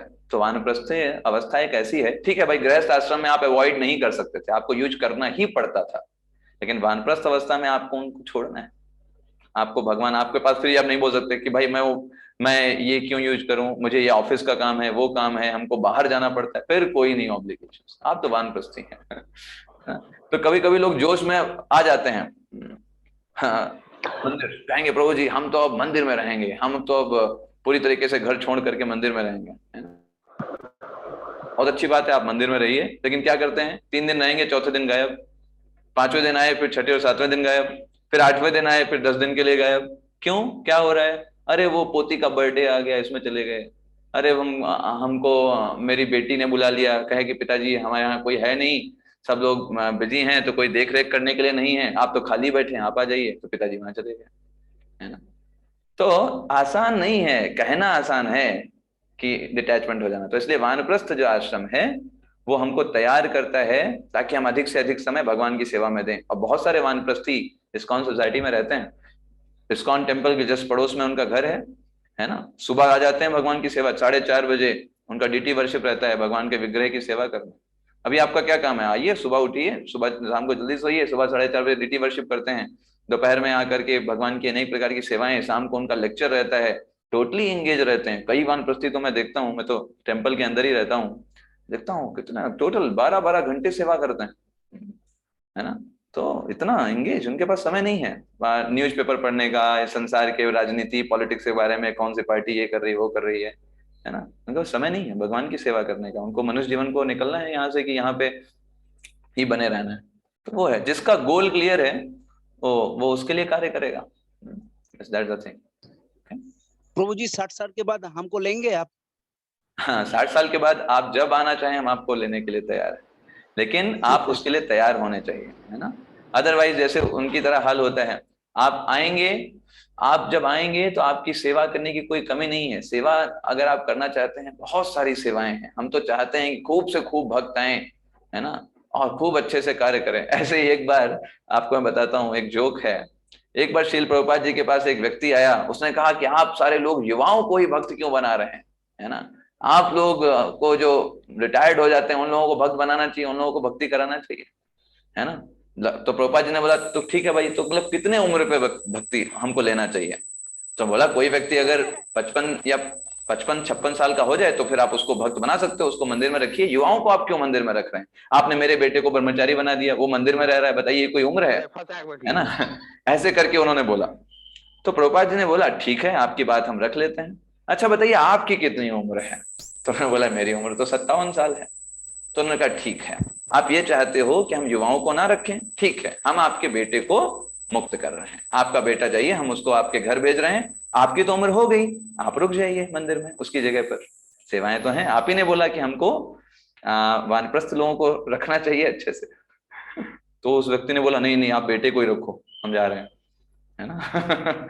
तो मतलब क्या है, मतलब ये है कि जब हम चेतना हमारी तैयार होगी तभी हम सेवा कर पाएंगे। हम कहने को बोल देंगे हमारे अंदर बड़ी भक्ति है, हम आना चाहते हैं, बट हमारी चेतना स्ट्रांग होनी चाहिए। चेतना स्ट्रांग होगी तो हम बिल्कुल कर पाएंगे, है ना। और इसलिए हम इस्कॉन में वानप्रस्थी का मतलब क्या है, जो लोग टेम्पल के करीब रहते हैं और आकर के टेम्पल में सेवाएं कर सकते हैं, क्योंकि अगर एक्सक्लूसिवली करना चाहते हैं तो भी हम स्वागत करते हैं, लेकिन एक्सक्लूसिवली अगर नहीं भी अब करना चाह रहे हैं तो आप टेम्पल के पड़ोस में रहिए, सेवाएं करिए, हमारे पास बहुत सेवाएं हैं, है ना, कोई सेवा की कमी नहीं है। यस, तो यहाँ भक्त बोलते हैं इस्कॉन मंदिर में अगर कोई आ गया और उसने बोला सेवा, इतना बोला अगर, तो बस समझ जाइए उसको मिल जाएगी, है ना। इतना सेवाओं की सेवा है, भगवान की सेवाओं की कोई कमी नहीं है, लोगों की कमी है। ठीक है, ये चीज है। तो ठीक है, अभी आपको एक सूचना हम देना चाह रहे थे। कार्तिक मास में हम एक इस्कॉन वाराणसी की तरफ से एक यात्रा का प्लान हो रहा है वृंदावन का। तो हम जितने भी ऑनलाइन भक्त जुड़े हुए हैं उनके लिए 3 दिनों की यात्रा रहेगी, विशेषकर उनके लिए वृंदावन में, जहाँ पर बहुत सारे सीनियर भक्त, बहुत बड़े बड़े प्रभुपाद जी के डिसाइपल, उनकी क्लासेस भी रहेंगी, है ना, और सभी लोग रहेंगे इस्कॉन वाराणसी के सीनियर डिवोटीज, और मैं भी उस यात्रा में रहूंगा। और आप में से जो कोई भी लोग उसमें आना चाहें 3 दिन के लिए कार्तिक यात्रा में, आप सम्मिलित हो सकते हैं। उसके लिए अभी हमने एक गूगल फॉर्म बनाया है, ये हम गोवर्धन पूजा के बाद ही यात्रा निकालेंगे। तो मैंने एक गूगल फॉर्म यहाँ पे बनाया है, जस्ट आपसे एक राय लेने के लिए कि कौन सी डेट्स आपके लिए अच्छी रहेंगी। 3 दिन का समय है, तो जो भी डेट्स आपके लिए फिजिबल हो आप उस गूगल फॉर्म में भर दीजिएगा, और फिर उसी आधार पर हम जो यात्रा को प्लान करेंगे ताकि आपके लिए अच्छा रहे। तो हम आपको गूगल फॉर्म इसके जस्ट क्लास के बाद आपके ग्रुप पर भेज देंगे, ठीक है। ओके, तो हम साथ साथ में आपका साधना कार्ड भी हम इंट्रोड्यूस करेंगे। ये साधना कार्ड लेवल 3 से हम स्टार्ट कर रहे हैं, और इस साधना कार्ड में आपको आप कितना जप करते हैं उसकी संख्या, कितने बजे आपने जप कंप्लीट किया वो टाइम, कितनी देर आपने भगवत गीता या भागवतम या प्रभुपाद जी की पुस्तकों को पढ़ा उसका समय आपको लिखना होगा, उसमें करना होगा। हम गूगल फॉर्म के आधार पर करेंगे, और ये हम कल से प्रारंभ करेंगे। तो आप आज से अपने आप को तैयार कर सकते हैं, और ये शाम में लगभग 9 या 10 बजे हम रंजीत प्रभु को हमने इंचार्ज बनाया, जैसा हमने पहले बताया था। तो रंजीत प्रभु जी को हम ट्रेन कर देंगे कि कैसे हमें उसको भेजना है, बस उसको भेजना होगा ग्रुप पर, और बाकी चीजें उसमें अपडेट हो जाएंगी, ठीक है। तो आप कल से अपने आप को तैयार करिए, एक प्रॉपर शेड्यूल बनाइए, और फिर हम कल से आपको आपका पूरा डेटा हमारे पास रहेगा कि आप कितना क्या कर रहे हैं, आपकी साधना। जिसको जरूरत होगी असिस्टेंट्स की या किसी की, तो आप मदद ले सकते हैं। स्मृति माता जी हैं, विकास प्रभु हैं, और प्रत्येक दिन सुबह में मॉर्निंग जपा सेशन भी हो रहा है, उसमें भी आप सम्मिलित हो सकते हैं, ठीक है। ओके, सभी का बहुत बहुत धन्यवाद। हरे कृष्ण, हरे कृष्ण। हरे कृष्ण प्रभु जी। हरे कृष्णा प्रभु जी। हरे कृष्ण हरे कृष्णा प्रभु जी। हरे कृष्ण हरे कृष्णा प्रभु जी। हरे